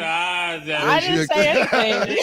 She looked at me like, I didn't say anything. Women power and all that. Killer don't think I am, but I'm for I it. never said That's that. also Where you not getting that A from? correlation. Why would you throw me in that? I never even said. First of all, I've never voted in my life. I know people. No, he never did. I'm like, That's what I Cam. was gonna say. Here we go. Hey, listen.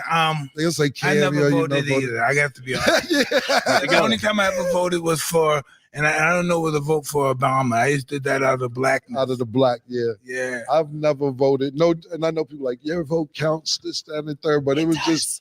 See, look. It does, Cameron. one of It these- does. And you know what it is You know what like it is? about Trump. Like if you know somebody, and then they get to the place where they're running for president, you almost feel like a hater if you don't vote for them because you know this nigga. Yeah. And it's like you ain't vote for This somebody. is what it is. This is what it is, right? Here it comes. He's president. I got love for him. I'm always I live not far from him. I'm always at his house. He's showing me love. His wife, his kids, they all show my family love. Hey, the other people never going to show me that love. This other lady, she's not going to show me no love. Bottom line, Robert. And telling you, bro, he goes on to say, like, he hasn't voted. He voted for Obama out of blackness, like he had to do what he felt was like his duty. He's voting this time. He's voting. Mace is going to vote. Cameron, you need to vote. Your vote counts, bro. Your vote counts. Trust me, your vote counts. This is what I do for a living. Well, your vote counts. Vote. As Trump said, if you're going to vote for me, vote. If you're not going to vote for me, Right, then stay well, home. right. Yeah, there's better things to do. You can watch something on TV. That was great by Trump. Jerry, Yeah, get off your fat ass. Or Well, Harry it was, right? You Harry, see all the get off. subtext. You have a lot of black men who are thinking this way, and they're Yeah. careful about saying it around black women. Yes. That they know That's they're why going I to get wanted the to play judgment. That's why it was a mistake on Kamala Harris. That she is not the candidate to get black men back Right. Online. That they're going to push back on that. Yes. Not this is a more, there's just conflict of a certain kind between black men and black women in a range of cultural political issues where black men feel dictated to Yes. by black women that believe that they should have the power in a wide range of social situations and political situations. And it's just a cultural dynamic that's under-examined. Yes. But if you understood it, you would know Kamala Harris would repel that vote, young Yup. black men, not attract it. And you see how Tyson puts at the end. This lady ain't going to do nothing for me. She ain't going to care about me. I know exactly who she is. Yeah. And because the other problem is Kamala Harris isn't really, as you know, to paraphrase Joe Biden, ain't really black, in that sense. Culturally, socially, politically, she's not rooted in that tradition. She grew up in Indian, dots not feathers, up in Canada. She's not rooted in the black community. Obama learned how to be rooted in the black community. He wasn't raised in it either, but he spent a lot of time in the South Side of Chicago developing the rhythm and et cetera. That's right. But also him being a male, helped him because it didn't cause problems with black men, and black women are even twice as supportive. Her being a black woman is actually a problem in the black community. That's right. That's right. And just so everybody understands why I made a big deal when I told you there were some black women who they didn't even go back to the Democrat from Biden. They just said, all right, now I'm going to vote. And they were taking surveys at higher rates. But black men went nowhere. They didn't budge at all. 32, 33% before, 32, 33, 34% after. They didn't budge at all. And I want to play this next one because we're talking about the New York Times polls. And they have, as you can probably imagine, they have Democrats flipping their shit today. These New York Times polls are coupled with a slew of polls from The Hill, which is conducted by Emerson College, which also does the decision desk stuff and their election projection model, which is more bullish on Trump.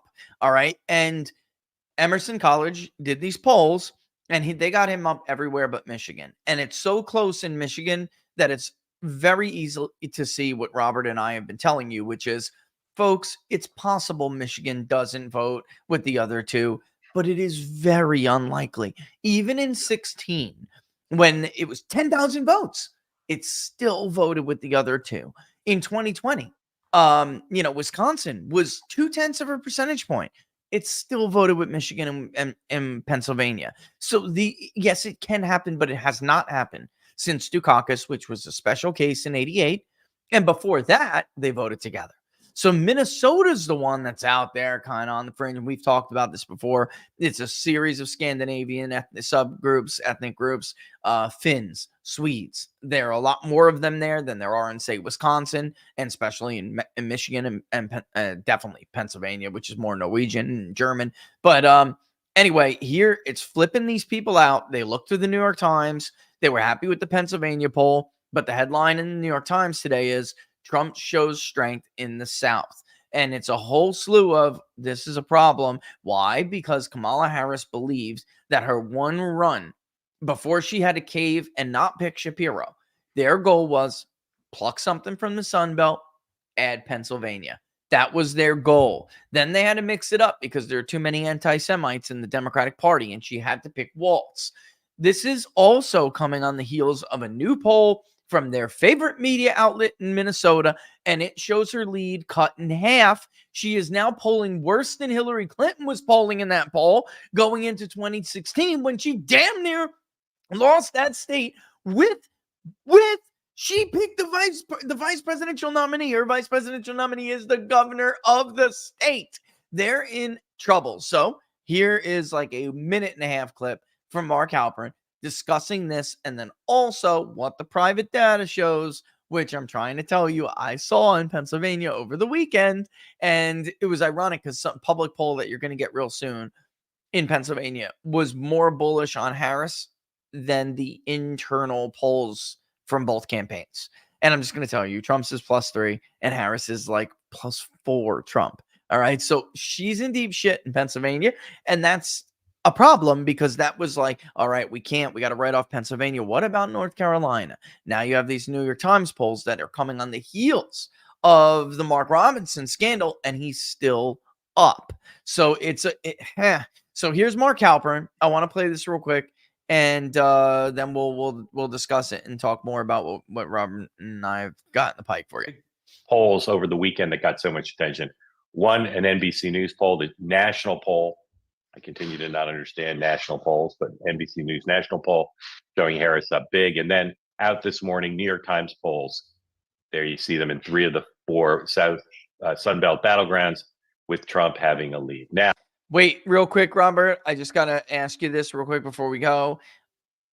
Do you agree with me with what I was saying after that was released? You have NBC and Morning Consult and Quinnipiac, 3 very shitty polls, off in their own world. There can't be one universe where everyone is right in this with this polling data. Somebody has to be wrong. So it's either us, The Hill, Emerson, New York Times, Trafalgar, many of us, with the exception of the New York Times, who have done a much better job than these guys. The New York Times is usually with Morning Consult. They're usually with NBC News. They're not. So, like, it's either we're all wrong with our mini consensus and NBC is right, even though NBC and Morning Consult together, I mean, grossly understated Trump's support in 2020, 2016, but, well, not Morning Consult, but NBC in 2016, not Morning Consult. But then also in 22, they both were the only 2 polls to project that Democrats would win the popular vote for the House. They did not. They were way off outside their sampling error, especially Morning Consult. Do you agree with me that, like, and before he gets into what the private polls and other things say, do you agree with me that it's like there are just 2 universes, and one of those universes is going to be reality, and one is not?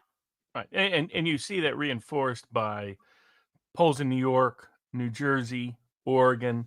You can look at these outlier states where Minnesota, Virginia, etc. Virginia.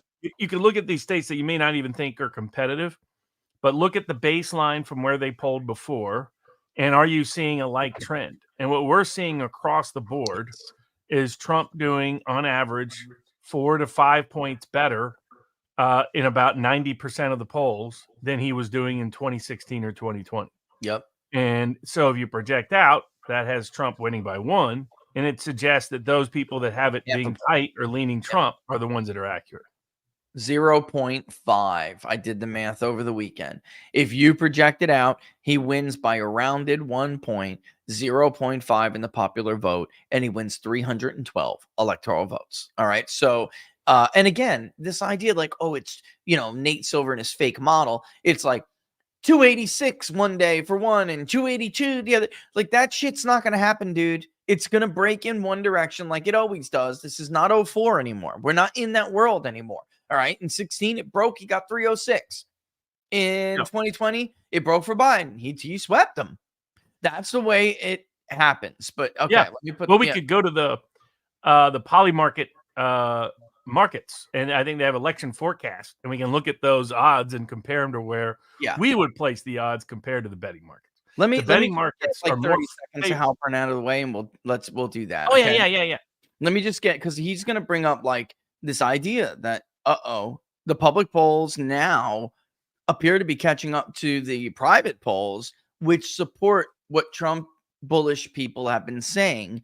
It was a response bias, and it's gone now. It's not like he'll call it a surge. They won't get in the response bias thing, but that's what it was, a response bias. All right. So, let me just play this to get it out of the way, and then that's a great idea. Let's go to the predicting March. Now, as I was told a month ago by the Trump people, they're not necessarily right, but the Times poll reflects reality, and it matches up. Some private polling suggests that what they forecast a month ago, which is that over time, once the Harris honeymoon ended, that she would fall back to where Joe Biden was before the Biden-Trump debate, which is to say behind sufficiently in the 4 Sunbelt states that are a path to victory, was winning Michigan, Pennsylvania, Wisconsin, and Nebraska too. If the Republicans change the rules in Nebraska, that would leave her with no paths. Doesn't mean the Trump people are right. But if you do, as I do, which is talk to both sides and credit those who are making arguments as possibly right, Sean, is it possible that we're right where the Republicans said we'd be, based on the Times poll, that Donald Trump is pulling the Sunbelt states back and she's going to have a very narrow single path and maybe no path? Yeah, I mean, look, the key thing in that poll that I think is interesting is that it's Trump's at 50 in Arizona, 49 in Georgia, 49 in North Carolina. That's it. We don't have to go any further than that. That's it. One path, if that. It's very narrow. She has to thread the needle. And again, folks, I have to remind people this all the time. The census happened. In 2020, it made it more difficult for a Democratic nominee for president to run against somebody like Donald Trump, who doesn't just have a Mitt Romney map where he now is the one who's got to thread a tiny little needle and then pluck something off he's never going to pluck off. Let's get real. All right, he's not going to sweep New Hampshire. He's not going to peel Virginia back. He's not going to get Nevada because he doesn't do well enough with non-whites. Trump has got all that going for him. Plus, he's strong in the northern Great Lake states that are a part of the blue wall. So now that leaves her with this tiny, narrow to no path. And if he takes back the Sun Belt, like Sean said, it is a big deal that he is at 50%. It is in a poll that consistently understates him. It is a big deal. And his odds are not matching reality, Robert. That's it. Like the odds he's getting on these sites are not matching reality. You want to do Polymarket first? Yeah. Polymarket, you can do election forecast, and they have if you go to that tab, the election forecast one will take you to the whole map. That top left, the 2024 election forecast, or a little bit below that. There it is. Yeah, it's tightened up today. Never mind. I was about to bash on it a bit, but it tightened up today because it was way too bullish on her. I still think actually it's too bullish. It's too bullish. Yes. I would set the odds at Trump at least at 75%, at least if I was setting the odds nationwide. Now, if we go state by state, we'll go with some of the states that could be contested. So I think Maine, see what they have. If you put it over Maine, it will That's show you why they're way too bullish. I'm already immediately looking at 3 states where they're way too bullish, and Maine is one of them. For those of you who don't know and may not have heard the news, a big deal on internal polling that both campaigns show Maine is very close within the margin. And that is not what the public polls show, yet she has a 90% chance to win Maine. Folks, that's crazy. And in fact, she has a 98% chance to win the 1st district compared to only an 86 chance for Trump to win District 2. That is insane. All right. If 90%, I would give her 2/3 to be friendly. That's right. DRI is dead even. And, the internal polls are even worse from what I understand. At a 10-1 shot, Maine is a good bet. If I were placing the odds, I would make her a 2-1 favorite in Maine. 2-1. Little side note there for the House of Representatives, the same polling data shows that the Democrat is finally going to go down in Maine too. Yeah. That he has held on for forever in that Trump district, but he's now behind. And he's used ranked choice voting to survive in the past. It doesn't look like it will work this time. Also, why, Robert? Why? But why? Why isn't it going to work this year when it worked in the midterm? Why isn't it going to work this year? Well, the core problem is the people that are looking at voting down ballot are then not voting Democrat when they have the ranked choice voting. That's it. So that's I also think this is another state that Kennedy could disparately impact by endorsing. He's not only endorsing Trump, he's campaigning for him all across the country. And Shanahan's putting TV advertising and social media advertising behind it. Great. Her ads are so good. So, I mean, that alignment is still being fully felt, but Maine was a state it could be disproportionately felt in. Combine that with Richard's polling showing that those of English ancestry are moving away from Harris by double-digit margins compared to Biden. And by the way, the northeastern section in the national polling of the New York Times has Harris doing double digits worse than Biden was at the same time period in their 2020 poll. All of this suggests Maine is actually closer to a toss-up. Just because of its Democratic legacy, I would give Harris the edge, but not 90% or anywhere. No way. I'm with you 100% on that. Another one before we go out west is Virginia, where they have her leading with 90% chance to win. That's crazy. This is even worse because there's been so much data showing Virginia is close and competitive. We now have multiple surveys from democratically oriented pollsters saying that it's a tight race. We have the Republican governor who has a lot of control over the election machinery, so their ability to steal Virginia is substantially diminished. There's a big immigrant population, a government worker population there. It's clear 2 things are happening, as far as I can tell. One, that there's massive enthusiasm amongst low-propensity Trump voters in the Shenandoah Valley and in the mountain regions. But she must be doing horribly in the central part of the state. That the government worker types, I can't imagine budging from the Biden margins. Though one issue there is local politics has unsettled the apple cart a bit because of all the school controversies. That's disproportionately been places like Loudoun County and some of those suburban counties where men who said they were women, sexually assaulted young schoolgirls in the lock. It's happened there more than it's happened anywhere else on a national per capita level. So maybe we'll see some erosion there too. But if she's not getting the government, two other things. I think even like Chesterfield. But go ahead, I'll tell you. Say low propensity black voters in Norfolk and some of those regions are not turning out. That's a problem for her. And of course, there's excitement in Shenandoah Valley in the mountains pouring out for Trump, so that's gonna spike it a bit. The election machinery has much more transparency and integrity now than it did in 2020. That's going to reduce some Harris at margins. But what must else be in play is those kind of old school Southern conservative types, but some of them had establishment biases in the central part of the state. They must really dislike her. And then I think the same thing, erosion amongst young working class black voters throughout the state must be a major problem for her. Yeah, I mean, I'm thinking somebody had posted too about because they live in Central Virginia and anecdotally, they really don't see the support there that they see for typical Democratic presidential candidates recently, I guess. And also the early vote.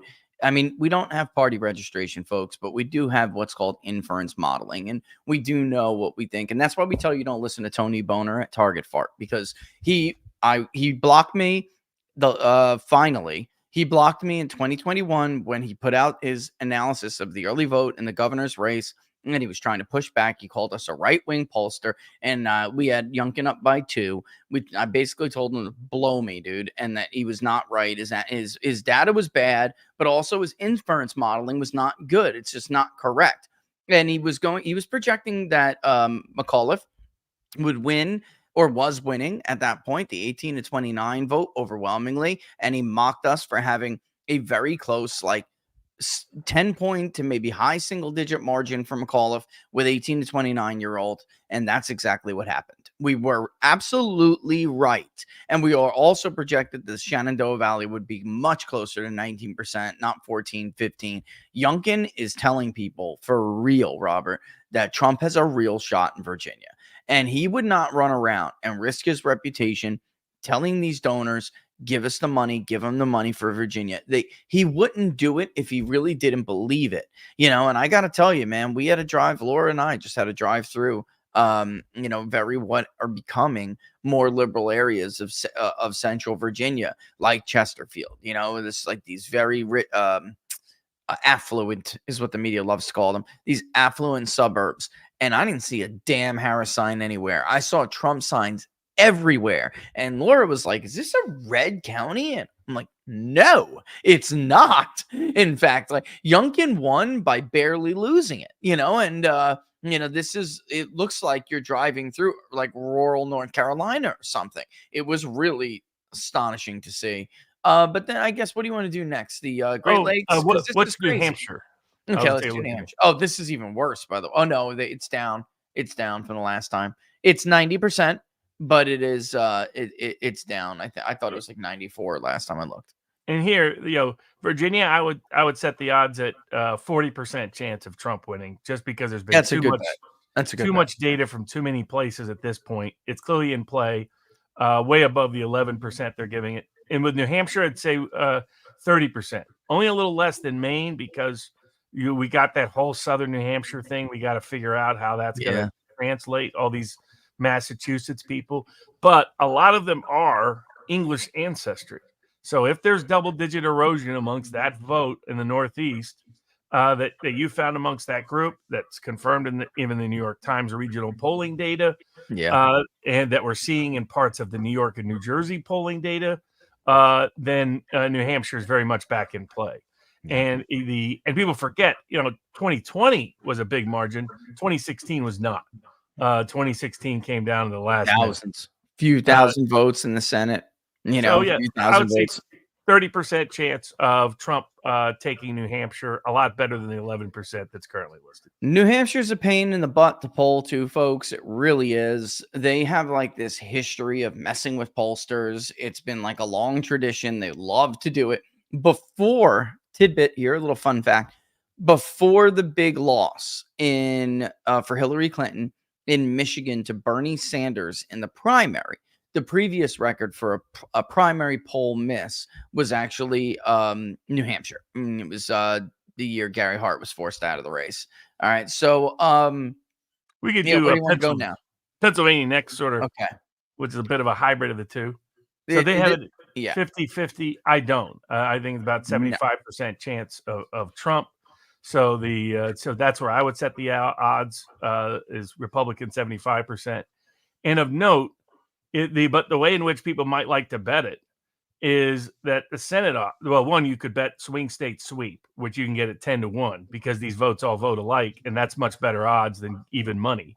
But the other one, share with you too, now it's showing up in the polling data. Their odds on the Senate is Casey's an over 80% favorite, and even media polls now are showing it tight. The Casey pedigree is fading fast. That not enough voters remember the old man fondly enough. We're starting to see real coattails, negative coattails for Democrats and positive coattails for Trump. Now, if these candidates like McCormick run smart campaigns, I got something to share with you. Actually, food freedom issues, medical freedom issues, those issues, then I think Pennsylvania is absolutely in play. And I would put the Senate odds at 50-50 at this point. It's 50-50 at this point. Not 80-20 to the Democrat. So I got something to share with you on this. I don't know, a little birdie whispered in his ear. And for the last, if you go to his Twitter feed, you'll find that he has been absolutely championing food freedom issues, especially surrounding milk. Although he would still be smart to show up and do like a presser with Amos Miller. That would be the smart thing to do because it is a very public case there that people know. It's like it's the face of the issue at this point. And I know from private and public polling that's yet to be released that McCormick is absolutely like dead even with Casey. It is a dead even race where Trump has a tiny advantage. And what you can see is there's a higher vote share in the presidential election than there is the Senate. Those people who are undecided, who are voting for Trump, are not as likely to vote for Casey as they are to vote for McCormick. So when those people break, I really got to think it's going to be like a Pat Toomey kind of dynamic where they ultimately just go for Toomey anyway because they're going to vote for Trump and they're not high propensity voters. And like you said, it does seem, because I was wondering how strong that Casey legacy would be. And we know it's strong, but if McCormick was able to tighten the race this quick already, and we're not even out of September yet, which is when Republican Senate candidates usually start to narrow that gap, like by mid-October to late October. It happens that late. He did it already this early. That tells me the Casey name is not what it used to be anymore, Robert. And I mean, that's natural. People are going to die. Generations are going to change, and they're not going to remember the father as fondly as they once did. I mean, many voters are going to go, who the hell is that? I mean, that's where, and I can tell you, there are areas of the state where Trump is running ahead of McCormick, and there are areas of the state where McCormick now appears to be running a little bit ahead of Trump. But overall, Trump is doing still better. And I think it's dead even 50-50 for the Senate. But I think for the presidency, Trump is very much a clear, he's the favorite in Pennsylvania, which is why, just to answer the question, and we will get to your questions, but one of them was like, well, just bottom line, who do we predict will win 24? I think Robert and I both we think Trump's the favorite here. We think Trump should be the favorite. He should be getting better odds than he is. 2/3 at least, Robert's a little higher than me. I'm at like 2/3 favorite, Yeah. I'm higher in part because of the fundamentals. Too many paths. I may be too low because of the fundamentals, and he has more paths. Well, especially if Nebraska decides to change their rules so that the whole state votes as one. Then she has to pick off a Sun Belt or Rust Belt state combined, or she's DOA. It's And yeah. that's why in the it's similar with Michigan. I would make Let's go to Michigan, yeah, Trump, which is insane. there he's at 33%. I would That's put him in at insane. least 60%. The others might put it 50%, but either way, 33% is too low. But it's got to tilt more than 50-50, because if he's the favorite in either Pennsylvania or Wisconsin, then he must have a slight advantage in Michigan, because despite what the polls say, they do this to us every year.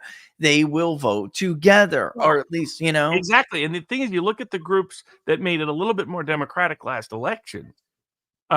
Jewish voters, English ancestry voters, Arab voters, which are a little bit higher in proportion in Michigan. They're all trending against Harris at a disproportionate Dutch in rate. Grand Rapids, the Dutch establishment Republicans in Grand Rapids, and even in parts of Oakland, they were all going back to the Republican fold. So if that happens, she's not going to carry Kent County like Joe Biden did. Michigan might be more friendly to Trump than Wisconsin ends up. It could be. It could be. But either way, I think it's going to be very close. If you think Trump's going to win Wisconsin, if you think Trump's going to win Michigan, Wisconsin wins Pennsylvania, he's going to win Michigan. You got to think, right. You can't just say, oh, it's 50-50. I don't even care if you go 52-48. You got to give him the extra 2 points just based on the fact that he's leading in the Emerson poll in Wisconsin. Emerson does pretty good in Wisconsin. Marquette is not the gold standard anymore. I'm tired of hearing this. They are not the gold standard. It is a son of a, to poll, and especially in presidential cycles. I remember it like it was yesterday, man. Telling Schweiker, I don't believe the number. I just don't believe it. But I felt like I felt like I didn't believe certain Obama voters enough in Ohio. So in Wisconsin, I basically chose to okay, let's believe them, because and there was a difference in Wisconsin. And in Wisconsin, they told me they voted for Walker twice and voted for Obama twice. So when they told us they were Obama Walker voters now voting for Trump, it was more believable to me, where I didn't have that example in Ohio and didn't believe them in the Ohio Valley, Sandusky, all these other areas. I just didn't believe it. So in Wisconsin, there was I had a real world example where I could, that could justify, those numbers. So I just don't see how I just don't see how she could ever be a 67% favorite in the state of Michigan. That is based on garbage punditry and garbage polling and manipulation of markets, like you brought up before. It's just not possible. Side point. Speaking of Sandusky, that's what Tim Walz's students used to call him when he was. They called him. Oh my God! Oh my Lord! Yeah. When is this bomb coming? By the way, when is this bomb coming? They're gonna try to drop this hack bomb on Trump in October as an October surprise, just so everybody knows. There will be embarrassing emails that will be dropped and leaked. Well, Nate Silver's complaining that it hasn't been leaked already. He's unbelievable. They all thought that Russia, hacking Hillary Clinton was the worst thing ever, but they're super happy that Iran hacked Trump.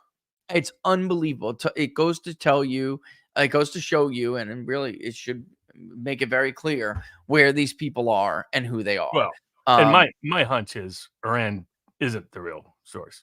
You may be right. Blaming on Iran. Yeah, they gave it to Iran. Because that gives them their excuse to leak it. They needed a cover story. But 2 other points on Michigan. The 2 other things that stand out about Michigan compared to Wisconsin or Pennsylvania is auto workers and Teamsters. Yeah, the Teamsters are based in Michigan. So huge. And the Teamsters just refused to endorse a Democratic president because all their members said they're voting Trump. 60-30, Robert. All those tariff issues that Democrats are deciding to elevate. Guess where that plays the best? Plays the best in Michigan. Trump is saying, look, I'm not going to allow him to make cars anywhere but America going forward. That's a direct pitch to Macomb County and Monroe County and parts of Wayne County and parts of working class parts of Oakland County about what Michigan used to be. Yeah. So I don't think, and if we look at the underlying data, the movement from 2020 to 2024, 2016 to 2024, looking at the same pollsters using the same modes, Trump is running 7 points better on average. Yeah, he is. In those polls than he was in those states. Epic that would MRA, suggest Glenn Garriff Group. Yep. That would suggest he's doing better in Michigan than he is in Wisconsin and Pennsylvania. So I think, and Governor Whitmer there, does she really want Kamala Harris to win when she wants to be president in Of 2028? course not. Think about it. Of why she wants to be president, folks, in 2028. If Kamala Harris wins in 24, she will have a second term ahead of her. By the time Gretchen Whitmer gets a chance to run, she's going to be an old hag. Let's face it. And nobody wants to vote for like an old white woman. We've already established this. So I may be fair, it may not be fair. I'm not here to judge that. I'm simply saying it did not play well in 2016 with the American electorate. And I don't see it playing well with Gretchen Whitmer. So even though she is a force to be reckoned with, I'm telling you she is. People joke and laugh at her and think she's a joke. She is not a joke. And Republicans better take her seriously, along with Josh Shapiro, by the way. All right, he's short. So what? So was Napoleon. All right. And actually, a lot of that is exaggerated. It wasn't that short. But, the bottom line is, what about the Senate? Oh, also, too. Yeah, the bottom line is, if here's the Senate. you're not going to lend a finger to help her because you don't want her to win. So she's not, you can't topple an incumbent. You can't do it, folks. Not in a primary. Good luck. Unless he's senile. And Rogers is at 20%. Well, I mean, I like the McCormick's odds in Pennsylvania better than I like Rogers in Michigan. Me too. So I think that's the better bet. But I would make Rogers closer to 40% against CIA Slutkin. But Deep State Mike doesn't have the same panache. What do you think about Deep State Mike versus Hovda's chances? Like, I feel like Hovda has a better chance to win in Wisconsin, even though most people don't think that. But I'm only X factors. Yeah, it's the incumbent factor. How's that going to play out? We've seen recently incumbency not matter a lot. Yeah. And if that continues to be the case, Baldwin has shown unusual vulnerability in Wisconsin. She's seen as a very likable individual. So that has given her, she's Wisconsin nice in the way the eastern part of the state really likes. That was one of the reasons why Trump lost that in the primaries in 2016. Yeah. If it was Western rough, he would have won. Yeah. But Eastern nice was no go for him. Yeah. But it's under the hood. Now, I know some people up in Wisconsin that say he's a terrible candidate, that he's one of the worst campaigners they've ever seen. I don't know. That's just their word. So I don't know. But on the presidential odds, I would make Trump at least a 65% 2-1 favorite in Wisconsin. So better than the 42% he's getting currently. Yeah. And the best value of these three states is Michigan, because Michigan, you can get 2-1 right now. You shouldn't have a scenario where Pennsylvania is even money, Wisconsin at 40%, and Michigan's all the way down to 30 or 33%. Just goes to these are people, unsophisticated people making bets in these markets. That's what I was just going to say. That all that tells you is how unsophisticated and how ignorant to electoral history and psephology in general the people who place in money are. And they're over. I mean, Robert, it's astonishing to me, and I know we're over here, but it's astonishing to me how these people do this every year with these states, every single year. And it's like, and they, the models come out and they start to like pretend like they're like King Solomon. They're going to split the baby with them. Like, that is not how these states work. It's not. That's why when you see the decision desk model run the simulations for Trump victory, the most likely scenario is where Trump is in and around 312 electoral votes. It is not a likely scenario. Oh, let me put it this way. The more likely the scenario is of a Trump win, his electoral votes don't go lower. The more likely win is in and around the 312, because if he is going to win, he's going to win by just basically sweeping all of these. And I mean, I guess we're not trying to say it's not possible. It's just highly, highly unlikely that Michigan, Wisconsin, and Pennsylvania will vote somehow separately from each other. I don't even think you're going to get a scenario where Trump carries Pennsylvania, which I can tell you is like both campaigns thinking that, he may get Pennsylvania, but he's not going to get Michigan and Wisconsin. That's based on polling. That's it. That's all. It's not based on how these states vote, especially when you compare them to what the polls said those years. They did say they were going to split, and they didn't.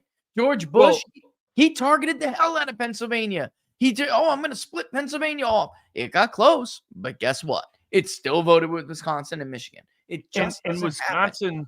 is not radically different. Just as it's not going to, if Ohio is more Republican, Pennsylvania is more Republican, and Michigan's more Republican, Wisconsin will be more Republican, and he only needs it to be a tiny bit more Republican to win it. You remove just the indefinitely confined who flooded the ballot box in 2020, which has already occurred, and that by itself flips the state. So he should be a favorite in Wisconsin, and then to reinforce that, if you want to know how Wisconsin is likely to trend, you can look at neighboring states, Michigan and Minnesota and Iowa, which have cultural demographic overlaps with key constituencies in Wisconsin. It looks like Trump is dominating the Norwegian vote in Minnesota.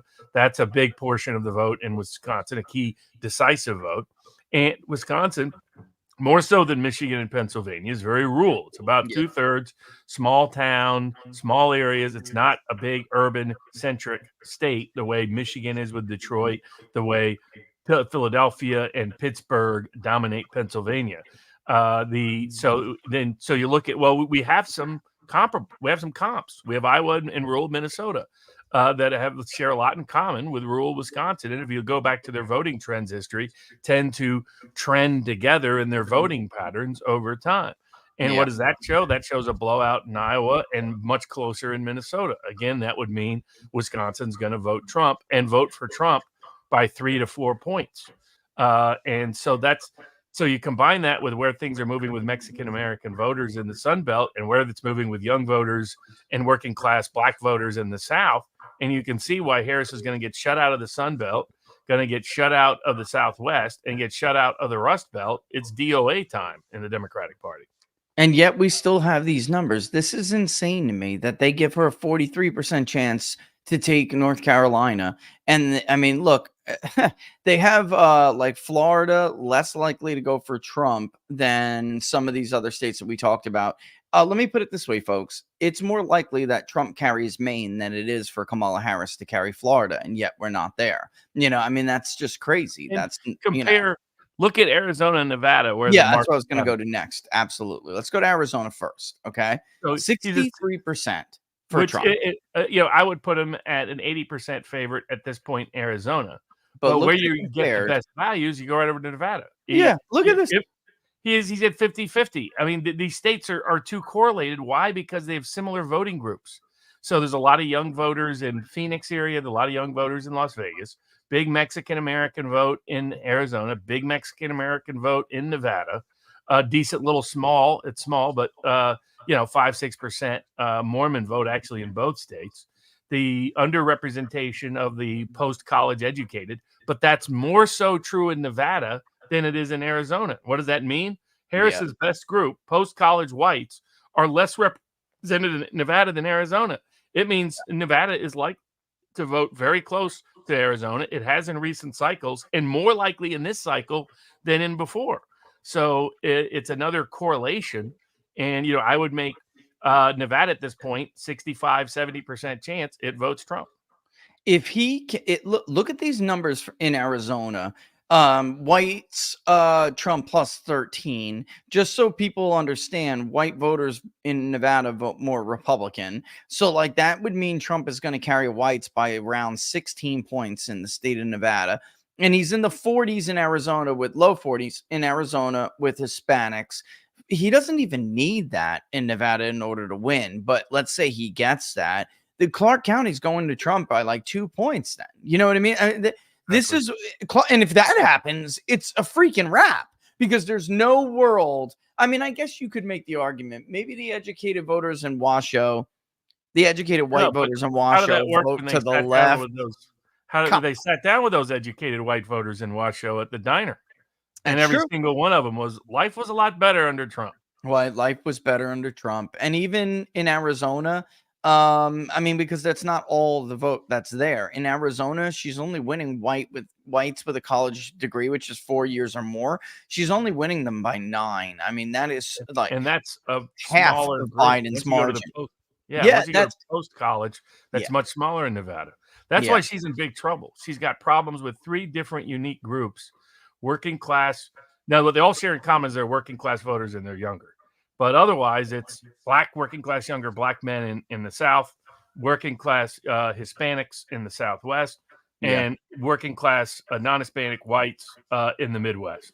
Now, her little particularized problems just amplify the issue. Problems with the casino economy, not being on top of the no tax on tips policy, the so antagonizing Teamsters that Teamsters wouldn't endorse her. Teamsters also have a big influence in Las Vegas. Yeah. For historical reasons, you might say. And so you combine all of these with where she's got micro, and then you look at the Senate races that are in a lot of these same states. And they're assuming that the Republican can't compete in Michigan and Wisconsin and Pennsylvania and Arizona and Nevada, where they have the Republican on average at 15 to 20% chance of winning. And I would say all of them deserve to be at least 40%. I would place Lake at 50%. I would place, and maybe higher, because if he's winning Arizona by 5 points, and remember, she ran dead even with Trump on election day in 2022. Why don't we have a Senate poll? Why don't we have a Senate poll in Arizona? Folks, give me a break. You think they didn't throw in the Senate poll in Arizona? Oh, my poor little guy. Well, and you add to that, she was campaigning with Robert Kennedy this weekend in Arizona. So if these other candidates, Sam Brown in Nevada, Mike Rogers in Michigan, like McCormick is doing in Pennsylvania, like Lake is doing in Arizona, embrace these Kennedy type issues that are very popular with these new working class voters that are putting Trump ahead, that are disproportionately Hispanic and African American, but not exclusively so, on issues like food freedom and political freedom and medical freedom and financial freedom, the disparate overlap in the crypto community amongst a lot of these folks, then they will be able to follow Trump's coattails in. And if Trump's winning by 2-3 points or more, he's going to have enough coattails to carry them across. So, I mean, it could be, and now it's starting to show up in the House races. And when it starts showing up in Maine too, when it's, against the popular local incumbent, it was one of the first signs. I remember all the way back to 1994, when longstanding Democratic incumbents in working class Southern areas that had presidentially voted Republican started showing weakness in the polls in early October and late September. That was the sign that a bloodbath was coming and the old Democratic control was going to be gone. Sure. You see it in Maine, places like Maine too. They're in serious, serious trouble in the House as well. So I think that despite some of their best efforts to not run the best campaigns at the RSCC and the RCCC, that Trump is doing so well, and some of these candidates who are smart enough to jump on these issues, I think if they write it through, I would give Republicans better odds than the betting markets for these individual states in the Electoral College, for the margin of victory that's predicted in these states, for the Senate, for the House, and for pretty much almost every individual race. I mean, I think other than the North Carolina governor's race, because the Republican establishment's going to make that impossible. They murked him. They murked him. I'm sorry. I know there are a lot of people who like him out there, but they murked him. I will also say this too.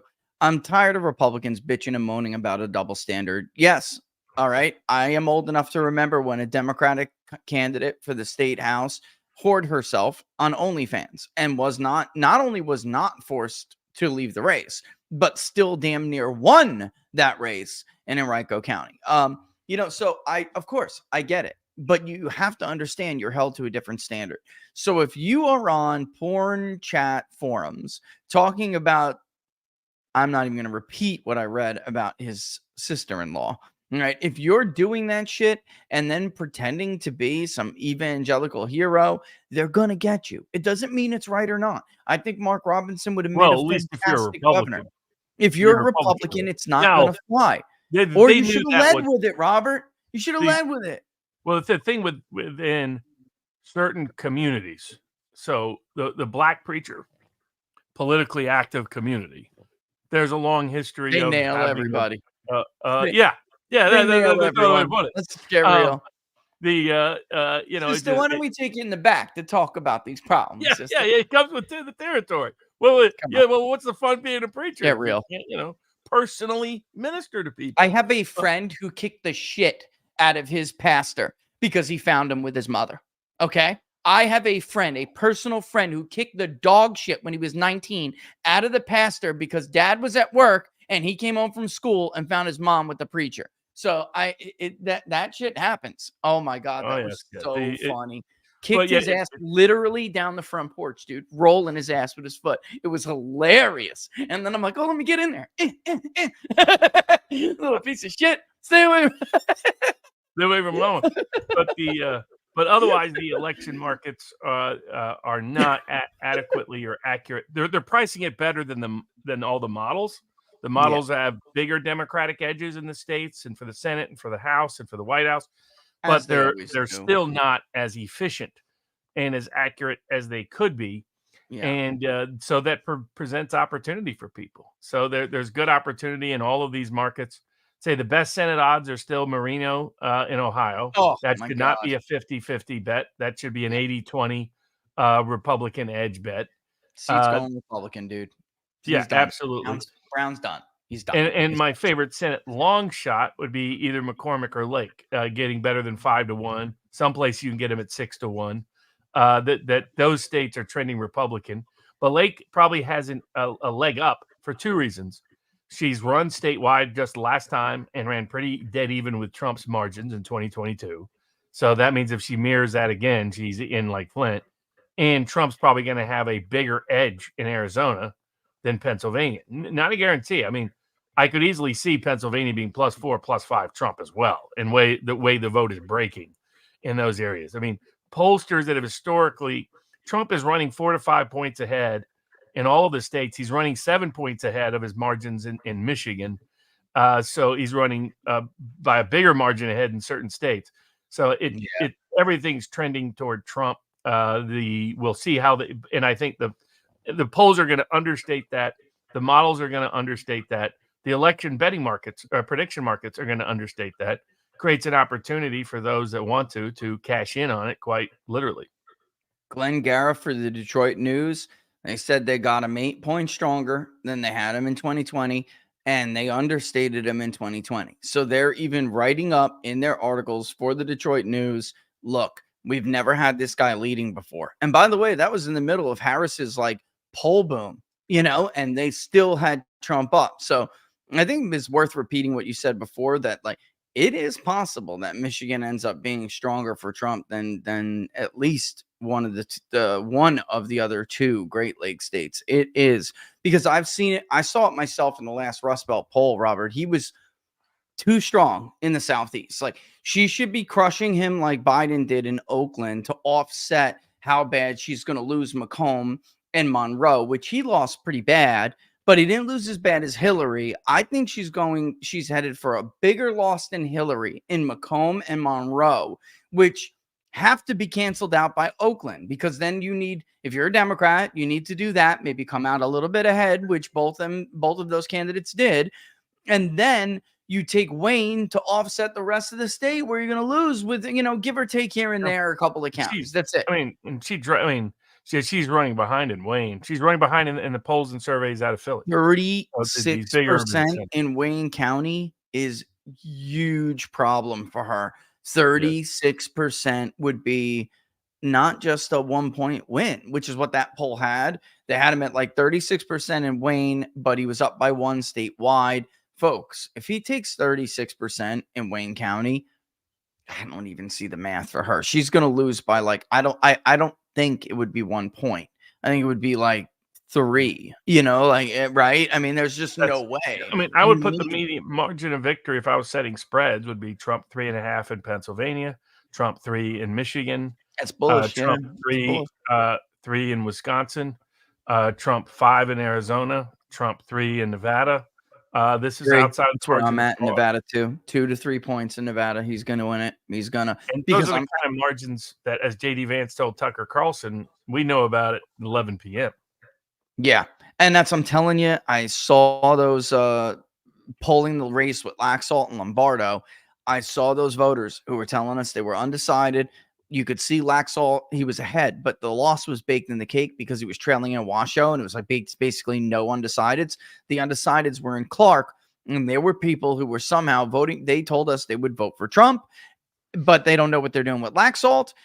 In the end, a lot of them didn't even show up, but they are going to vote for Trump, those voters. That means he really can eke out a 2 point win in Clark County. He does that. And there's just no way for her to make up that margin. She'll keep it close, but the rural deluge that's going to come in alone will pop him, even if he loses Clark by 2 or whatever, a couple of 2 points, whatever it may be.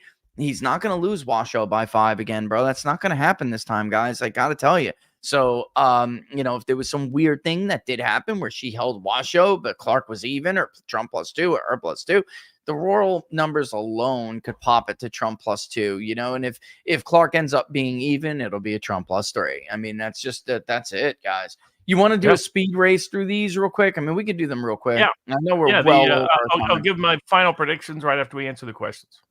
All right, On Point Politics.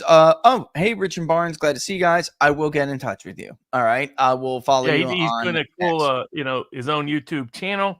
Put out a bunch of projections and estimates by state, and the rest of it is doing some fun analysis.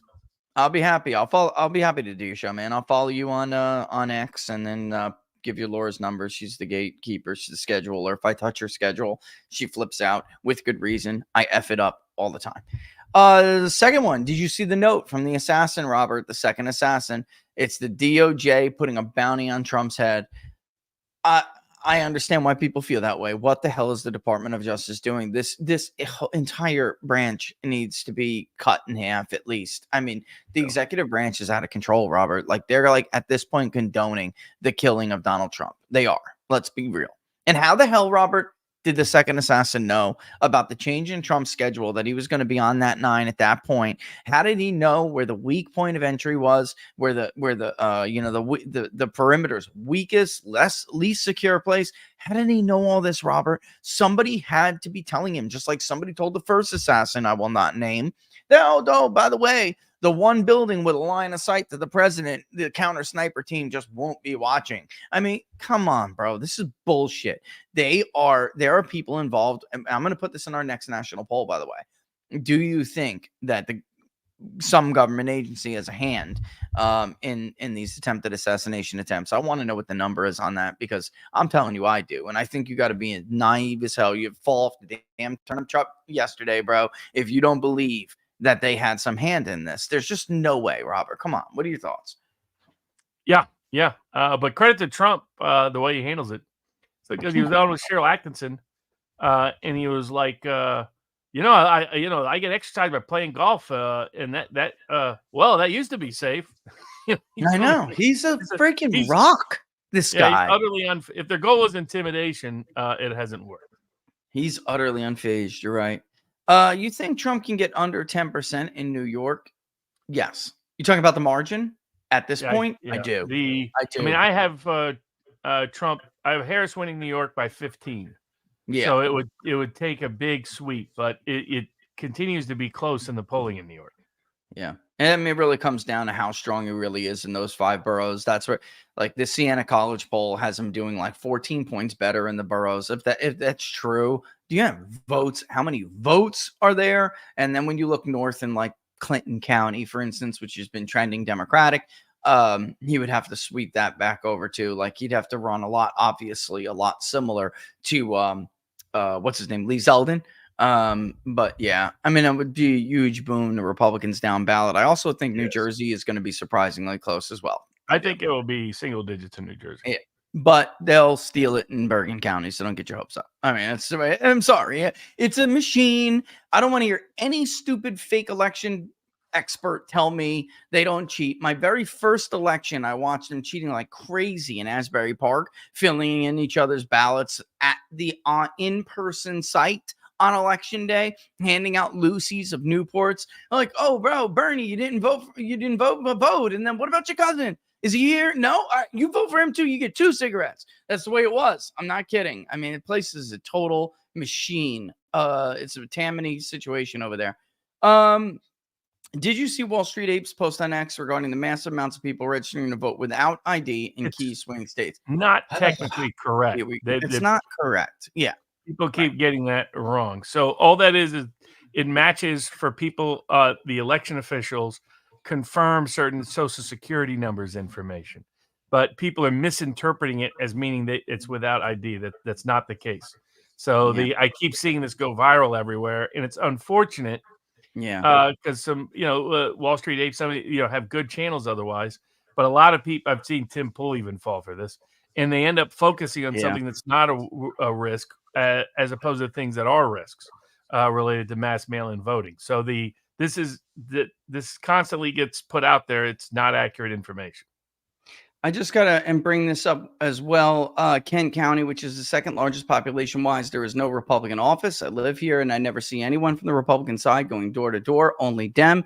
And I understand that 100%. Give a little background for folks who don't know. Trump carried Kent County in 16. He lost it in 20. It is a very a Dutchy establishment Republican kind of dynamic there. Certainly more educated. Grand Rapids, right? What I would say is this. Just because there's no office there doesn't mean there aren't voter registration efforts. And I'll also tell you this, door to door doesn't work for Republicans the way it does for Democrats. It does work, and face to face is always the best, but there is a better way. And that's what we were talking about with 10x votes. If you live in Kent County, go to 10xvotes.com right now, sign up to become a user, and I guarantee you will put in names of people that you know, search their database, and you will find people who are low prop to no prop voters.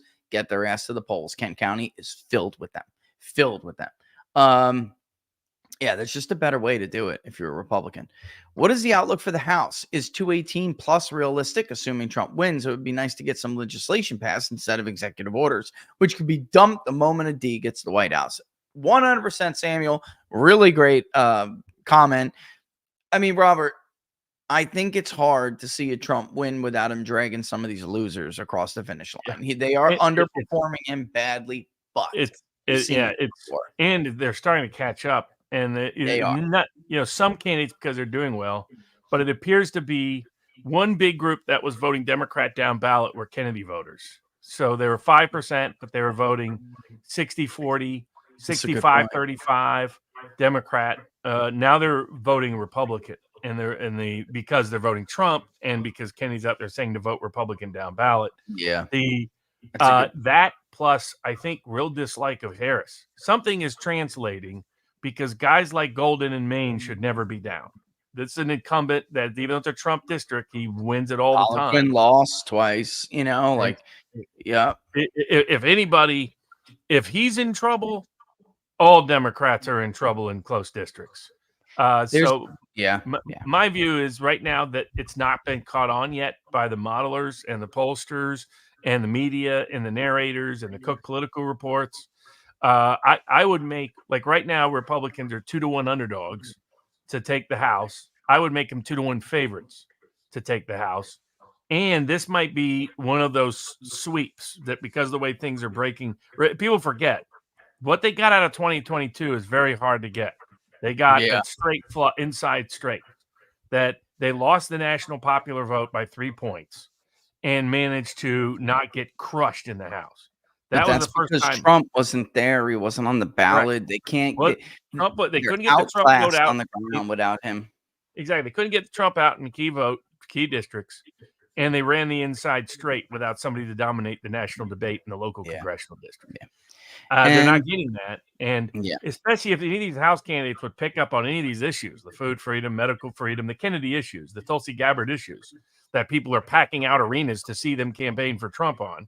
If they were smart enough to just figure that out, piggyback off of it, show up at some of those events when they're in those locations. I mean, you can reach out to Kennedy and defend the persecuted. Defend the persecuted. It would look like a leader, for Christ. Yeah, it just look like you're not a generic Republican. You're not one of those gentrified country clubbers that wanted to keep Rodney Dangerfield out in Caddyshack, right? All you got to do is distinguish yourself, and they're going to sweep in. But I think Harris is starting to be the drag down ballot that Biden was in July. We're starting to see negative coattails for Harris. Is what I'm seeing in some of these underlying House polls. So I would make the Republicans the favorite to win the House. And I think there's some long shot bets out there like 230 plus. I think those are worth it because of the circumstances. And then key states like New York, it has a bunch of House seats. Yeah, the fact New Jersey too. So Trumpy. Same with key race in New Jersey. The fact that Iowa may be a landslide. You start looking at some of these that Maine is surprisingly competitive. That means it's going to be double digits in Maine too. You look, Minnesota's competitive. You start looking at where some of the Wisconsin's competitive. You look at some of these key districts where they're located. They're located in places that are setting off alarm signs, the signals for the Democratic Party. So And Virginia, by the way, if Virginia's closer, then you're looking at like Virginia 7, Virginia. Well, the yeah, Vindmans did Hunkout themselves lost. no favors by basically cheerleading the assassination attempt. One of them's running for Congress in Virginia. Yeah. That set up the. So I think I think it's going to be I would put the odds of a Republican sweep at 2-1 in favor of the sweep. 65% chance, House, Senate, White House, go Republican. You can get those odds out there in the election markets at 3-1. So that's how I see it. And remember, the polls also overstated Democratic support in the House vote in 2020. Cook Political Report projected Democrats would get upwards of 15 net gain seats. They obviously did not. They lost 13. So even 2018, remember CNN predicted Democrats were going to win the popular vote by, I think, 17 points. On the eve of the election. And people say, well, Rich, what about the polls in 22? And my argument to you guys is very simple. Trump wasn't on the ballot. He wasn't there. Even in 18, he was still there. And we're in the middle of a realignment where that high propensity educated voter once upon a time favored Republicans, and it does not anymore. So it's a different world. The key voter groups, younger voters have trended much more Trumpy since 2022. And now that's starting to translate to down ballot. You combine the Kennedy vote with the new Trump vote, that if they start voting heavily, if they just start doing straight ticket Republican voting, which is the point Richard and I have been making now for months, is that this tends to be the case in a presidential election. In a presidential election in recent cycles, you just straight ticket. And so you combine all those things, and I think Republicans are mostly underrated in the House, Senate, and White House by where I would place the odds. And to wrap up my, the prediction is still the same as I had it before. The non-Hispanic white vote, 110 million, 71 to 72% of the electorate. The black non-Hispanic vote as 19 million, about 11 to 12% of the electorate. Hispanic vote around 17 million, around 10 to 11% of the electorate. Asian voters around 7 million, 4% of the electorate. Other 3 million, around 2% of the electorate. I have Trump splitting the white non-evangelical vote, winning the white evangelical vote by 60, only losing the black vote by 60, only losing the Hispanic vote by 15, losing the Asian vote by 25, and the other vote by 25. And what that adds up to is Trump winning 50%, Harris winning 48%, and the other 2% split amongst third parties, independents, and drop-off people who don't vote for president but vote for somebody. There's always some of those people. They're there. But yeah, they exist. And basically a Trump popular vote win. Electoral vote, I would set the median at 312.5 electoral votes. And I personally think he will get over 319. I think either New Hampshire or Maine or New Mexico or Virginia or Minnesota, some combination, I think he can pick one of those off and get to that 100+ electoral vote margin that's currently listed at 10-1 in the betting markets. Which is just outrageous. It's just outrageous because it's just not how elections work. It's just not. How do early states get around 2 USCA Section 7? I have no idea what he's talking about. That question's for you. Unless I might know. I'm not sure which statute that is referencing. Me either. As I said last week, Rich, when black men wander the streets of Midtown Atlanta chanting Joe and Ho gotta go, I'm telling you, it won't be close here. And I'm telling you, the New York Times, they're showing it clear as day. I mean, already he's doing better in Fulton than he did in 2020. That's a significant difference in Fulton County. Where's that coming from? That's got to be Gwinnett and Fulton. That's got to be coming from black men. And especially since they're showing them a few points better with blacks overall. And no doubt their split with blacks is probably 70-30 female male. I'm telling you. What sort of black swan event would be sufficient to pull Harris across the finish line this late in the cycle? No way the deep state will quit after 2. No, they will not. But I got to tell you. There isn't one, to be honest with you. I mean, that I can email. There's no example of it. I mean, you could get into a global war, you could get into something else, but I don't see any reason. Like, this is what JD was explaining. JD Vance was explaining to Tucker. he's like, they're kind of caught in a catch-22. Anything they do that's a black swanish event reminds everybody how unsafe the world is with these people in the White House. Yeah. That when you occupy the White House, it puts you in a very difficult position. You can't create the kind of crisis to boost your support because the mere existence of the crisis leads to doubt about your candidacy. So that here's what could have worked. Massive giveaways, just massive giveaways. Come up with a plan. Just don't worry about whether it's legal. Just start writing checks to people, stimmy wise. Second, get a peace deal in Israel or Europe or both. Or get Three, the border closed. Deal some with the Mexican president. In fact, use the U.S. military literally lock down the border. Literally, Dramatic policy gestures in that direction could bring back some of those voters. It makes her look more moderate. To work, but ask Stevenson in 52. I mean, the Truman was ask Humphrey in 68. That even desperate efforts to do desperate things didn't work because it's 4 years of failure.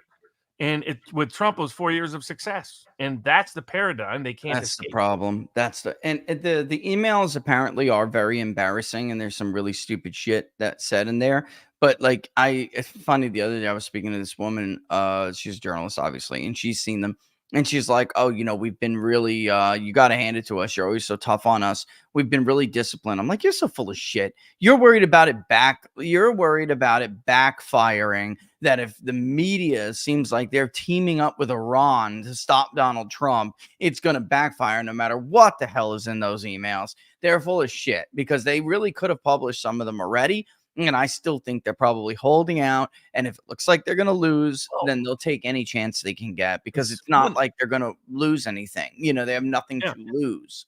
The good luck to Joshua Powell running. Yeah, read it out. Check that out. 25, Western Detroit. It's always good to hear on the ground, working class vote trending in the right direction, and those voters joining the populist movement that Trump has really brilliantly aligned with, bringing in, the Kennedy wing and Tulsi Gabbard wing, and all those other people. You sort of uniting behind the cause. But what did stick out to me, why we're unlikely to see a black swan event, is twofold. One, these are the kind of people who really believed that Kamala Harris would solve all their problems. Yeah, I mean, we've been saying for 2 years, Harris is actually a worse candidate than Biden. Biden can actually hold some old voters. Blue collar voters. Teamsters. The Teamsters were voting for him over Trump. They don't like her. They're voting for Trump over her. That's he said she would be weaker, but these people really believed that she would solve all their problems, that their problems were identity, not problems of policy. Yeah. And that shows you where they're. And the second aspect is you can see their mindset. These people really think, like I was watching some of the Harris campaign ads here in Las Vegas. They really think that technical proficiency, these are the kind of people who are in their third grade, couldn't write a book report to save their lives, but they got a better grade than me because they got the right cover sheet and it was like formatted like perfectly. Dude. And they got the little technical things right. That's how they think. Like I was watching the ad, it reminded me of Wag the Dog, where the schmucks think they won because you don't change horses in midstream. And it drives Dustin Hoffman's character crazy until, he's got to go because he wants to take the credit because that was a brilliant David Mamet criticism of Hollywood producers. But that's how they think. They think technical proficiency and diversity identification will solve all their problems. All they got to do is those. So the people running the political class for the Democratic Party are magically even more incompetent than the people running the Republican Party at the hierarchy. So they're so inept, so incapable that they don't think they need a black swan event. Like if you read Drudge Report, which is no longer run by Drudge sold it years ago. Gone. Secret. But I encourage people, go out there and watch Drudge Report, not because it's accurate, but it'll tell you what the media thinks every day. Last week, their headline was Trump 911 call, emergency. He's probably DOA. I mean, this is the fantasy land these people live in. So, some on the ground political people know they're in trouble. The people leaking to Mark Halperin are like, this is going to be a shit show, and it's not my fault. It is. That's not my fault. That's why they're leaking to Halperin. It's not, the don't blame me when my House candidate fails and my Senate candidate fails and everything else fails. But the people in D.C. think they're going to win this. I mean, there was even a headline in Drudge last week. Will it be a Harris blowout? Did you see that? Yeah. These people are in a fantasy, and thank God they are. I want them to stay in their fantasy land, Yeah. so we don't have World War III between now and Election Day. Yeah. Do you think Trump will win Bucks County? He Yeah, oh, doesn't yeah, yeah. need to win There's Bucks to also win other the issues up in state. Bucks. I have clients up in Bucks because the local power company is causing power surges throughout the county that is destroying people's homes and setting their houses on fire, and the local Democratic politicians won't do anything about it. I'm going to end up bringing suit. But that's Pennsylvania's incompetently managed under Shapiro. That's why his own numbers were falling apart, and one of the reasons why Harris dumped him. One, he was too Jewish in an election that they were bleeding Arab and lefty young votes. But the other was his numbers in Pennsylvania didn't hold up the way they thought they would. It's a suicide mission for him to do this anyway, because he could wind up losing his own home state to Donald Trump, and then he's not a viable presidential candidate. Period. Then he's bye-bye. He's gone. He's finito. He's gone. He's done. Yeah, he's done. It's only a matter of time before he is done, because clearly people like Fetterman don't like him. And the Pennsylvania Supreme Court, which is all liberal Democrats, well, dominated by liberal Democrats, won't help him. They're the ones who said, hey, let's open that investigation of that murder problem case you hid years ago, right at the peak of his VP consideration. And then they reversed the Commonwealth Court that's looking at possibly shutting down Amish farmer Amos Miller here in a couple of weeks, hearing that's going to be heard in Harrisburg, Pennsylvania, Tuesday, October 8th, in Allegheny County Courthouse in the morning. I mean, there's the Democratic sense of wisdom. Let's try to shut down an Amish farmer in the middle of election season. I mean, this is the kind of cluelessness, and it's starting to translate down ballot. And I think it's only going to pick up steam for Trump between now and Election Day. The CCO said on locals, how would you rank these going from Trump in order from most to least? And then I'll read them in a second. I just want to write back on the Bucks thing. There is a universe where he can lose Bucks, but still win the state pretty handily. There is. And I do agree with Jonathan. Minnesota should be similar to New Hampshire and Maine when it comes to betting, because they have so many ethnic groups that overlap. Absolutely. The other thing from Desert Dave, real quick, and I'm sorry I'm blowing through these, but we got to, and I got to go. It's what do you think about the Dems' efforts to register Americans abroad, according to the Gateway Pundit? I would tell you, be careful with the Gateway Pundit. I've been misquoted by them on multiple occasions. But even if that is the case, guess what? They do it every year. Oh, yeah. No, that ship has sailed a little late in the game. Yeah. They needed to be doing this 6 months ago. This is something that there were Democrats, man, who were telling me that even when Biden was still the nominee, like, we had this huge infrastructure in 2020 to steal it. It's a huge infrastructure, and they didn't have it anymore. It was a skeleton crew, and like Biden expected us to put it together in the final few months of the campaign again. And it's just, that's not how it went back then. They had this planned. They had the plan to exploit COVID for months. They kicked it into high gear. Yeah, kind of like last 4 or 5 months, but they still had everything in place. Not only that, but their major problem was that, it's hard to get unions, public sector employees, public sector union employees to do things they shouldn't be doing if they're not excited about the candidate, they're not excited about getting rid of a candidate, right? And that's what it was under Trump. They're just not, the administration has been so bad. And by the way, you have to believe you can win. And there are a lot of Democrats behind the scenes who don't believe they're going to win. So they're putting their ass on the line for a loss. And it's just not what you hear in the media. Ranking in order from least likely or most likely to least likely to go to Trump: Georgia, Arizona, Nevada, PA, Wisconsin, and Michigan. What do you think? I mean, the 3 Sun Belts and the 3 Great Lakes. Which ones do you think are most likely to go for Trump to lead? If you had to rank them, Robert, most to least. Arizona right now is most likely. Yeah, that's what I was going to say. Arizona's first. Yeah. Then Georgia. Me too. Then I'm just seeing. Then I would say even with the next 4: Pennsylvania, Michigan, Wisconsin, I got and PA Nevada. with a hair.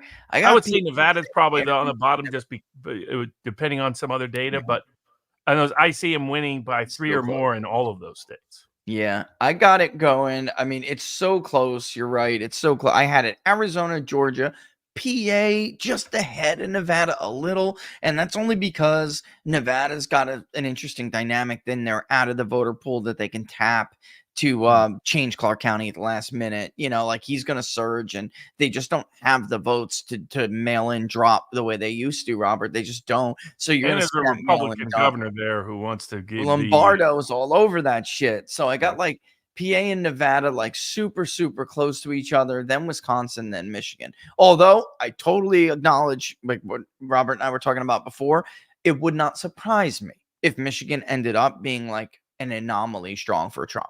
It wouldn't surprise me. There's things going on there. You have the automobile sector. You have now this Arab American governor, the only Arab mayor. I mean, excuse me, oh my God, endorsing Trump. That's huge, Robert. Huge. Yeah, you have 5 voting streams in Michigan, all trending away from the Democrats: Teamsters, the auto workers, Arab voters, Jewish voters, and English ancestry voters. English ancestry, and they're a bigger share of Michigan than other Midwestern states. Bingo. So you add those 5 voting streams, and all of a sudden you understand why Michigan, like poll to like poll, has trended more toward Trump than any other state in the country, actually.